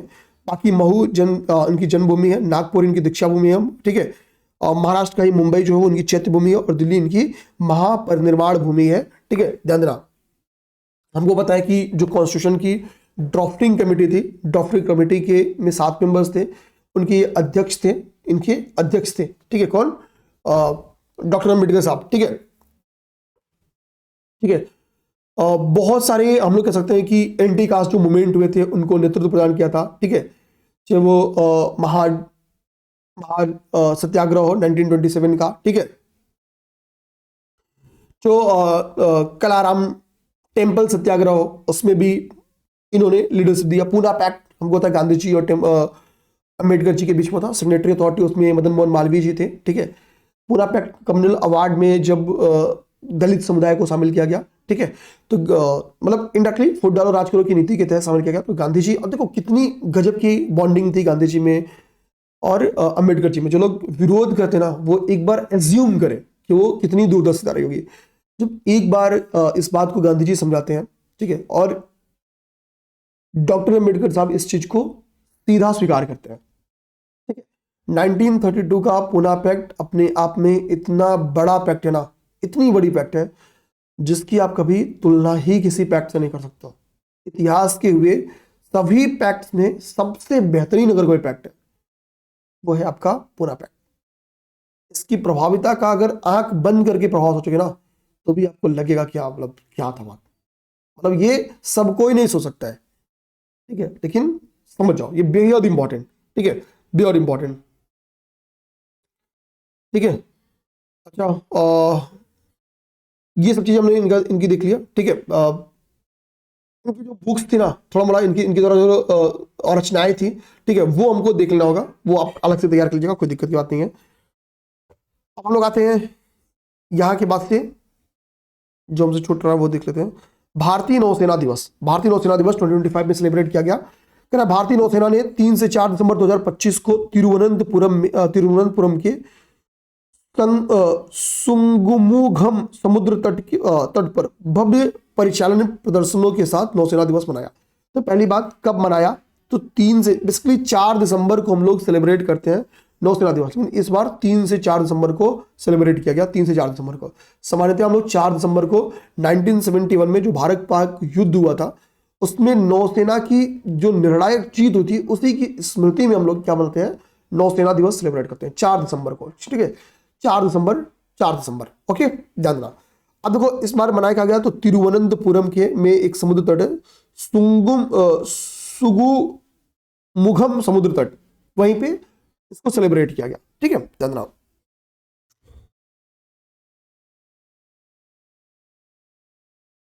ओके, भारत मालदीव संयुक्त सैन्य अभ्यास, ठीक है, हम देखेंगे ज्वाइंट मिलिट्री, ठीक है, जो एक्सरसाइजेज है उसका नाम है इक्वेरिन, इक्वेरिन, इक्वेरिन।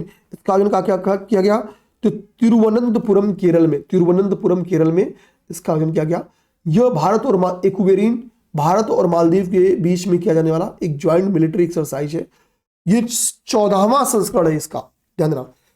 आगे क्या है, चराई चुंग महोत्सव, ठीक है, देखो यहाँ पे माजुली लिखा है, माजुली एक्चुअली द्वीप है, हमको पता है, माजुली द्वीप है, एक नदीय द्वीप है, माजुली एक नदीय द्वीप है। कह रहा कि असम का माजुली द्वीप एशिया के पहले संरक्षित शाही पक्षी अभ्यारण्य, जिसका नाम क्या है, चराई चुंग। तो एशिया का पहला शाही संरक्षित शाही पक्षी अभ्यारण्य जो है उसका नाम है चराई चुंग। चराई चुंग के पुनर्जीवन के लिए, यानी क्या है कि ये अपने स्वरूप इसका नष्ट हो चुका होगा, इसका क्षरण बहुत ज्यादा हो गया होगा, तो इसके पुनर्जीवन, इसको फिर से जीवित कर सके, इस उद्देश्य से चराई चुंग महोत्सव मनाया गया। भाई एशिया का पहला संरक्षित पक्षी अभ्यारण्य है, और इसकी हिस्टोरी ये है कि 1633 में 1633 में इसकी स्थापना की गई थी, ठीक है, जानना। तो कह रहा है कि ऐतिहासिक रूप से 1633 में अहोम राजा स्वर्गदेव प्रताप सिंह के द्वारा इसकी स्थापना की गई थी। किसके द्वारा, अहोम राजा स्वर्ग देव प्रताप सिंह के द्वारा इसकी स्थापना की गई थी। किसकी, ये जो चराई चुंग पक्षी अभ्यारण्य है, चराई चुंग पक्षी अभ्यारण्य है, ठीक है। तो ये समझिए, और ये जो माजुली द्वीप है ना, वहीं ये स्थित है, माजुली द्वीप पे ये स्थित है, ठीक है। तो चराई चुंग का मतलब क्या है, एशिया का प्रथम पक्षी शाही पक्षी अभ्यारण्य। विश्व एड्स दिवस हम लोग 1 दिसंबर को सेलिब्रेट करते हैं। दिवस में दूसरा दिवस है जो हम लोग देख रहे हैं। इसमें थीम क्या थी, ओवरकमिंग, ठीक है, यहां पे देखना थीम्स, इसकी थीम हमेशा इंपॉर्टेंट होती है, ठीक है। तो overcoming disruption transforming the AIDS response, ठीक है, ये आपका था थीम। ये थीम है आपका वर्ल्ड एड्स दिवस का, ठीक है। उद्देश्य क्या है कि भाई की जागरूकता सृजन करो, ठीक है, ताकि ये हमको पता कि उपचार और रोकथाम ही इसका प्रयास है, ठीक है, ठीक है भाई, सॉरी, ठीक है। वीडियो आप लोग उम्मीद करेंगे शेयर जरूर करेंगे और सब्सक्राइब कर लेना। आगे आते हैं, यूपी में कह रहा है कि यूपी में मासिक प्रति व्यक्ति उपभोग व्यय पे भी एक सर्वे आया। ये मेंस के लिए भी ज्यादा इंपॉर्टेंट है, प्रीलिम्स के लिए तो है ही है। यूपी में मासिक प्रति व्यक्ति जो सर्वे आया वो दिखाता है कि किस एरिया में मासिक प्रति व्यक्ति व्यय ज्यादा है, किस एरिया में मासिक प्रति व्यक्ति व्यय कम है, यानी शहर का स्टडी किया गया है और रूरल एरिया का। अर्बन एरिया पे अलग स्टडी है, रूरल एरिया पे अलग स्टडी है। अब देखो जहां पे, अब एक सोचो कि सर इसका यूज कहां करेंगे, इतनी समझो, जिस क्षेत्र का मासिक प्रति व्यक्ति उपभोग ज्यादा होगा वो अमीर होगा, वह क्षेत्र अमीर होगा, वह व्यक्ति अमीर होगा, और जहां कम होगा वह क्षेत्र वह व्यक्ति पिछड़ेपन का शिकार होगा, पिछड़ा होगा। भाई अब अंबानी का मासिक जो उपभोग व्यय होगा वो निशान सर से लाख गुना, करोड़ गुना अच्छा ज्यादा होगा। तो सीधी सी बात है, इसका एक कंक्लूजन क्या निकलेगा कि भाई वो मेरे तुलना में करोड़ गुना अमीर है, ठीक है, लॉजिकली, ठीक है, तभी तो खत्म कर रहे हैं, और मैं उनकी तुलना में करोड़ गुना गरीब हूं। अब देखिए सर्वेक्षण जारी करता कौन पे है? तो मॉस्पी। जारी करता कौन है? मॉस्पी। सांख्यिकी और कार्यक्रम कार्यान्वयन मंत्रालय के द्वारा इसको जारी किया गया। सांख्यिकी और कार्यक्रम कार्यान्वयन मंत्रालय मॉस्पी के द्वारा इसको जारी किया गया। अब देखिए, शीर्ष शहरी व्यय कौन सा शहर सर्वाधिक व्यय करता है? ठीक है, ध्यान देना। तो गौतम बुद्ध नगर, क्योंकि गौतम बुद्ध नगर हमको होता है एनसीआर की एरिया, बताओ कि क्या गौतम बुद्ध नगर है? तो हमको पता है भाई, सीधी बात है। ठीक है, तो गौतम बुद्ध नगर, सिंपल सा, बहुत लॉजिकल तरीके से सोचो भाई। एनसीआर से उठा है तो दिल्ली में वो याद रहेगा, उस एरिया में, मतलब पश्चिमी यूपी का ये एरिया सबसे डेवलप्ड है। ठीक है, यहाँ पे ज्यादा रहेगा, यहाँ पे क्योंकि नोएडा और ग्रेटर नोएडा इस एरियाज में है। तो कह रहा है यहाँ पे प्रति व्यक्ति उपभोग व्यय क्या है राज्य में सबसे सर्वाधिक है, लगभग 9705 रुपया मासिक प्रति व्यक्ति उपभोग व्यय, प्रति व्यक्ति। कहां पे? गौतम बुद्ध नगर का। खर्च कर रहे हैं अपने ऊपर, बचाने की बात नहीं हो रही है, खर्च करने के लिए।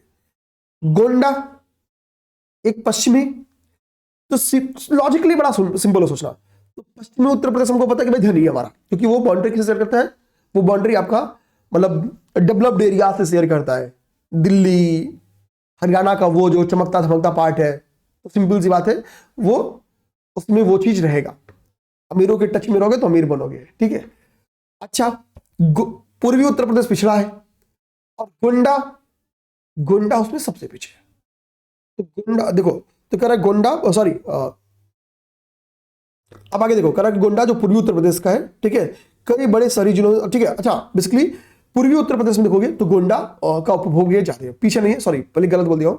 गोंडा पूर्वी उत्तर प्रदेश में गोंडा का उपभोग ज्यादा है। ठीक है, गोंडा का न्यूनतम व्यय वाले क्षेत्र देखो अगर, ठीक है, न्यूनतम व्यय वाले क्षेत्र, ठीक है, तो बलिया अर्बन में भी पीछे, बलिया ग्रामीण में भी पीछे। बलिया का देखो, बलिया का हाल ये है कि 2581 रुपया ये इसका अर्बन व्यय है और 2753 इसका क्या है? ग्रामीण व्यय है। ठीक है, ये खैर हमको ग्रामीण व्यय के इसका नहीं याद करना, हमको बस ये ध्यान रखना कि न्यूनतम व्यय वाले क्षेत्र में अगर हम लोग बेसिकली अर्बन में जाए, ठीक है, अर्बन में जाए तो हमको क्या देखने को मिलेगा? ठीक है, देखो अब इसको थोड़ा सा और अरेंज कर दो। तो देखो, मान लो पेपर में आपसे क्या आएगा, एक तो आपसे पूछा कि सबसे सर्वाधिक शहरी व्यय कहां पे है? तो सबसे सर्वाधिक शहरी व्यय सिंपल सी बात है गौतम बुद्ध नगर हो जाएगा। गौतम बुद्ध नगर सबसे सर्वाधिक शहरी व्यय में आपका कौन हो जाएगा? गौतम बुद्ध नगर रहेगा। अगर सर्वाधिक ग्रामीण व्यय आपसे पेपर में क्वेश्चन आ जाए, सर्वाधिक ग्रामीण व्यय, तो ग्रामीण व्यय सबसे सर्वाधिक आपकी श्रावस्ती का है, ध्यान रखना। ठीक है, जो एमपीसी वो है श्रावस्ती का। ठीक है, ठीक है, श्रावस्ती। अब यहाँ पे अगर हम लोग देखेंगे सबसे कम व्यय में, तो शहर में सबसे कम व्यय किसका है? बलिया में शहरी क्षेत्र जो है वो प्रति व्यक्ति मासिक व्यय सबसे कम है। प्रति व्यक्ति मासिक व्यय क्या है?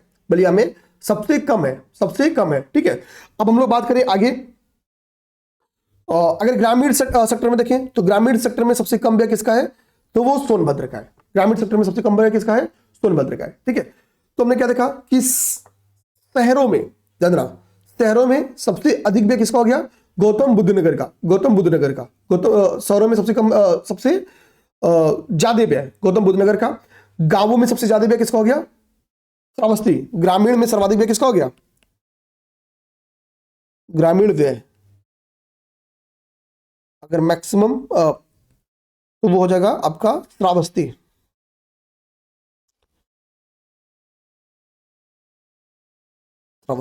ठीक है, तो शहर में सबसे अधिक व्यय गौतम बुद्ध नगर, गांव में श्रावस्ती, शहर में सबसे कम बलिया, गांव में सबसे कम सोनभद्र। ये यूपी का डाटा है। ठीक है, ओके, अगर मान लो कल को पूछ दे कि भाई कि एवरेज शहरी और ग्रामीण व्यय कितना है?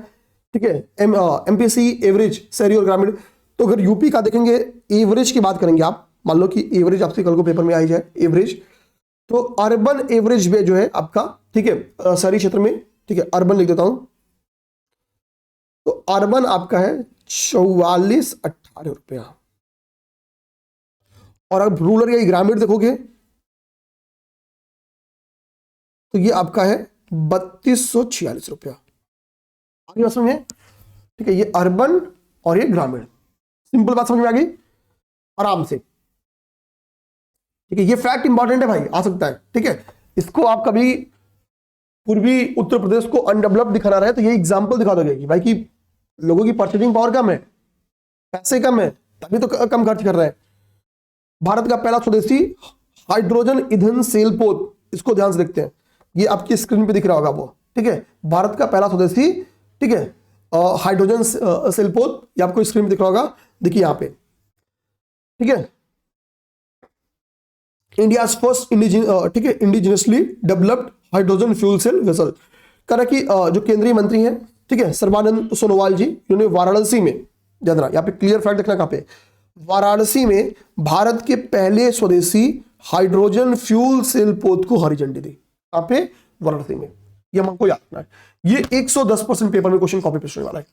भारत के पहले स्वदेशी हाइड्रोजन सेल पोत, ठीक है, को अभी हाल ही में वाराणसी में क्या किया गया, हरी झंडी दी गई। तो ये पेपर में क्वेश्चन 100% बन के आएगा, एकदम तय है, ठीक है। आ जाओ भैया, यूपी का कार्बन क्रेडिट मॉडल देखते हैं। उत्तर प्रदेश सरकार ने आईआईटी रुड़की के साथ मिलकर कार्बन क्रेडिट मॉडल को लॉन्च किया, ध्यान रखना। अब यहां पे क्या जगह, उत्तर प्रदेश गवर्नमेंट ने आईआईटी कानपुर के साथ मिलकर लॉन्च किया। यहां पे गलती कराने के 110% चांस आयोग के पास। आयोग ऐसे ही 30 क्वेश्चन चुनेगा कि वो कहां आपसे तुकबंदी में गलतियां करवा ले, ठीक है, तुकबंदी में गलतियां करवा ले, ठीक है। अब जैसे वाराणसी वाला भी फैक्ट, किसी के दिमाग में कि भाई कि वो वही लिख देगा कि चेन्नई के इस तट पे या कर्नाटक के उस तट पे, आंध्रा के उस तट पे,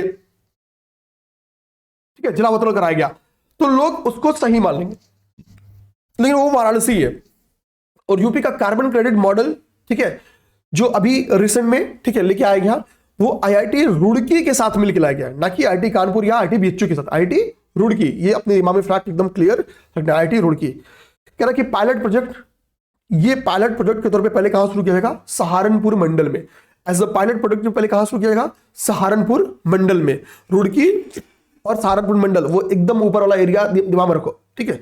उद्देश्य किसानों को, सिंपल सी बात है, कार्बन क्रेडिट है, ऊपर क्या क्लियर है कि कार्बन क्रेडिट मॉडल, ठीक है। तो कह रहा है कि कार्बन क्रेडिट का क्या वैल्यू होगा, कह रहा है किसानों को ग्रीन हाउस गैसेस के उत्सर्जन घटाने, यानी जीएच, जो ग्रीन हाउस गैसेस हैं, जीएचजीज हैं, उनका इमिशन कम हो सके, कार्बन संरक्षण के माध्यम से आय उपलब्ध हो सके, इसका माध्यम दिया जाएगा कि भाई आप ग्रीन हाउस गैसेस का कम से कम उत्सर्जन करो और बदले में उसके आपको आय सृजित हो जाएगी, आपकी इनकम बढ़ जाएगी। तो अब इसके लिए देखो है क्या, तो कार्बन क्रेडिट होता क्या है।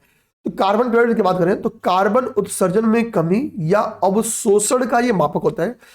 एक इकाई टन कार्बन के समूह, एक कार्बन क्रेडिट, एक इकाई, मतलब एक कार्बन क्रेडिट का एक यूनिट, मतलब एक जो कार्बन क्रेडिट होगा वो एक टन CO2 के समतुल्य होगा, एक टन CO2 के समतुल्य होगा, ठीक है। अब देखो कह रहा है 1 टन CO2 या उसके समतुल्य उत्सर्जन की कटौती, इसके लिए प्रत्येक कार्बन क्रेडिट की वैल्यू है, तो वो तो खैर ऊपर भी मैथमेटिकली लिखा हुआ है, ठीक है। अब देखो कार्बन क्रेडिट से रिलेटेड, या हम लोग कह सकते हैं कि क्योटो प्रोटोकॉल में भी बात की गई है, पेरिस समझौते 2015 में भी बात हुई है। पेरिस समझौते का लक्ष्य आपको क्या पता है, 1.5 डिग्री सेंटीग्रेड और सेल्सियस, सेंटीग्रेड बताओ, और जो 2 डिग्री सेल्सियस की बात की गई है, ठीक है, ध्यान देना। चलिए, कह रहा है आगरा में डिजिटल पुस्तकालय पहल अभी शुरू किया गया। कह रहा है कि उत्तर प्रदेश सरकार द्वारा आगरा जिले की 104 ग्राम पंचायतों में डिजिटल पुस्तकालय स्थापित किए जाएंगे। ये बेहद इंपॉर्टेंट फैक्ट है, यूपी में जो एजुकेशन सिस्टम है, मेंस की भी टॉपिक है। तो आगरा को as a pilot project select किया है पंचायती राज मंत्रालय के द्वारा, ये इनिशिएटिव लिया गया, पंचायती राज मंत्रालय के द्वारा ये इनिशिएटिव लिया गया है कि आगरा में क्या करना, डिजिटल लाइब्रेरी पुस्तकालय खोलने के लिए, ठीक है ना। उद्देश्य क्या है, ग्रामीण शिक्षा की गुणवत्ता में सुधार हो, ग्रामीण शहरी शैक्षिक अंतर को कम किया सके, ये बेसिकली इसका क्या है, उद्देश्य है। संविधान के का संथाली में भी अनुवाद किया गया, ठीक है। अब देखेंगे Santhali translation of the constitution, ठीक है। ये फोटोज है, प्रेसिडेंट द्रौपदी मुर्मू जी ने, ठीक है, रिलीज किया है संथाली लैंग्वेज में कॉन्स्टिट्यूशन को। कह रहा है विधि एवं न्याय मंत्रालय ने पहली बार भारत के संविधान का संथाली भाषा में अनुवाद किया। अब उनको भारत की जो भाषाएं हैं किस शेड्यूल में है, 6वीं 7वीं 8वीं किसमें है, इनमें से कोई नहीं, ठीक है। क्या उसमें संथाली भाषा है, आपको बताना है। कह रहा है अवसर क्या था, तो ओल्ड चिकी लिपि की जन्म शताब्दी थी। ओल्ड चिकी जो लिपि है, ध्यान, ओल्ड चिकी जो लिपि है ये संथाली की ही लिपि है, संथाली की लिपि है, ठीक है, संथाली भाषा की लिपि है ओल्ड चिकी, ध्यान। और इसके जो डेवलपर है वो है पंडित रघुनाथ मुर्मू, विकासकर्ता, ठीक है। तो ओल्ड चिकी लिपि की जन्म शताब्दी है, और इसी अवसर पर क्या होगा कि बेसिकली, समझे ना, कि इसका अनुवाद हमने, कॉन्स्टिट्यूशन का अनुवाद हमने संताली में प्रस्तुत किया, ठीक है। अब यहां पे हम लोग देखेंगे सेवा तीर्थ, ठीक है। पीएम मोदी, ठीक है, PM Modi rename prime minister office as Seva Teerth, ठीक है। अब हम लोग इसको समझते हैं। केंद्रीय गृह मंत्री ने सेंट्रल विस्टा परिसर में बनने वाले जो प्रधानमंत्री पीएमओ का कार्यालय है उसको बोला कि भाई वो क्या होगा, वो सेवा तीर्थ होगा, क्योंकि प्रधानमंत्री क्या है, प्रधानमंत्री प्रधान सेवक है, तो उनकी ऑफिस का नाम क्या होगा, सेवा तीर्थ होना चाहिए, ठीक है। आगे बात समझ में, ये बात क्लियर। तो गृह मंत्री जी ने ये बात बताई, ठीक है। ध्यान कह रहा कि अब जब हम लोग सेवा तीर्थ की बात करते हैं, ठीक है, तो क्या मतलब है कि जो ऑफिस है वो क्या है, नागरिक केंद्रित शासन दृष्टिकोण की ओर फोकस होगा। भाई भारत की जो संविधान है, संविधान का जो प्रस्तावना है, प्रस्तावना क्या कहता है, हम भारत के लोग, तो भारत के लोग यानी भारत के नागरिक ही सब कुछ है, हमें तो चुन के इनको भेजते ना, तो यानी रिप्रेजेंट इंडायरेक्टली किसका, भारत का, तो उसका नाम क्या होना चाहिए, पीएमओ ऑफिस। लगे अभी कि प्रशासन का केंद्र है, थोड़ा सा पावर दिखता है, लेकिन जब सेवा भवन तो लगेगा कि भाई कि अपना है, ठीक है। हाँ, तो नागरिक केंद्रित शासन का दृष्टि दिखेगा वहां पे, ठीक है ना। चलिए भैया,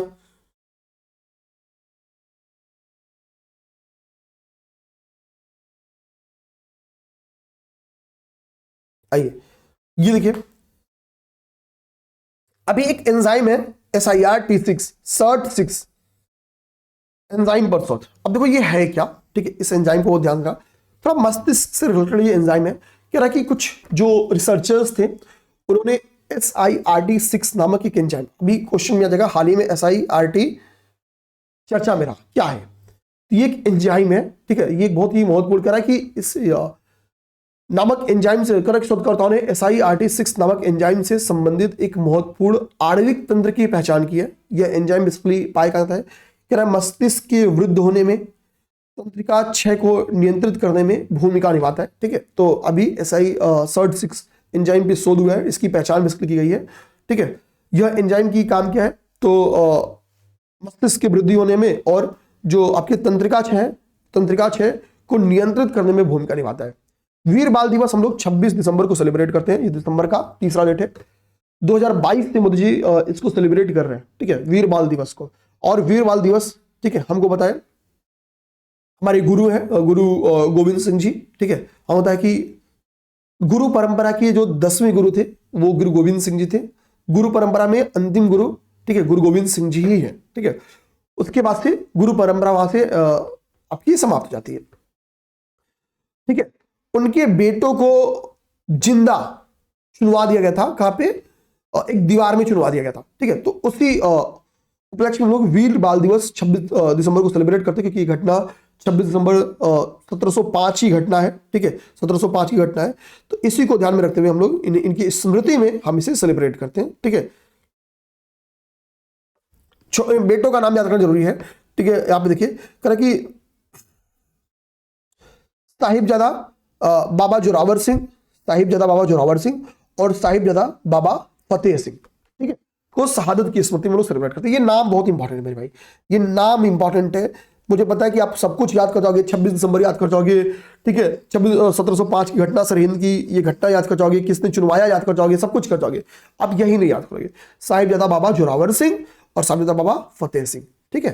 तो ये, ठीक है, अब देखना कि समाज, ठीक है, और संस्कृति की रक्षा में किया गया बलिदान है, ठीक है, याद रहा,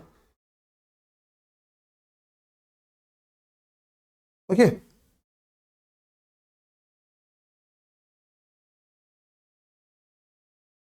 चलिए नेक्स्ट पे हम लोग चलते हैं, नेक्स्ट पे चलेंगे हम लोग, ठीक है। नेक्स्ट को अच्छे से ध्यान देते हैं।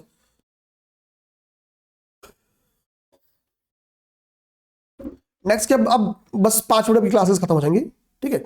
ये 4 इंपॉर्टेंट फैक्ट्स वन लाइनर, इसी को ध्यान दे देना, बाकी तो आपकी क्लासेस खत्म हो जाएंगी। आप कह रहे हैं वायुसेना नियुक्ति।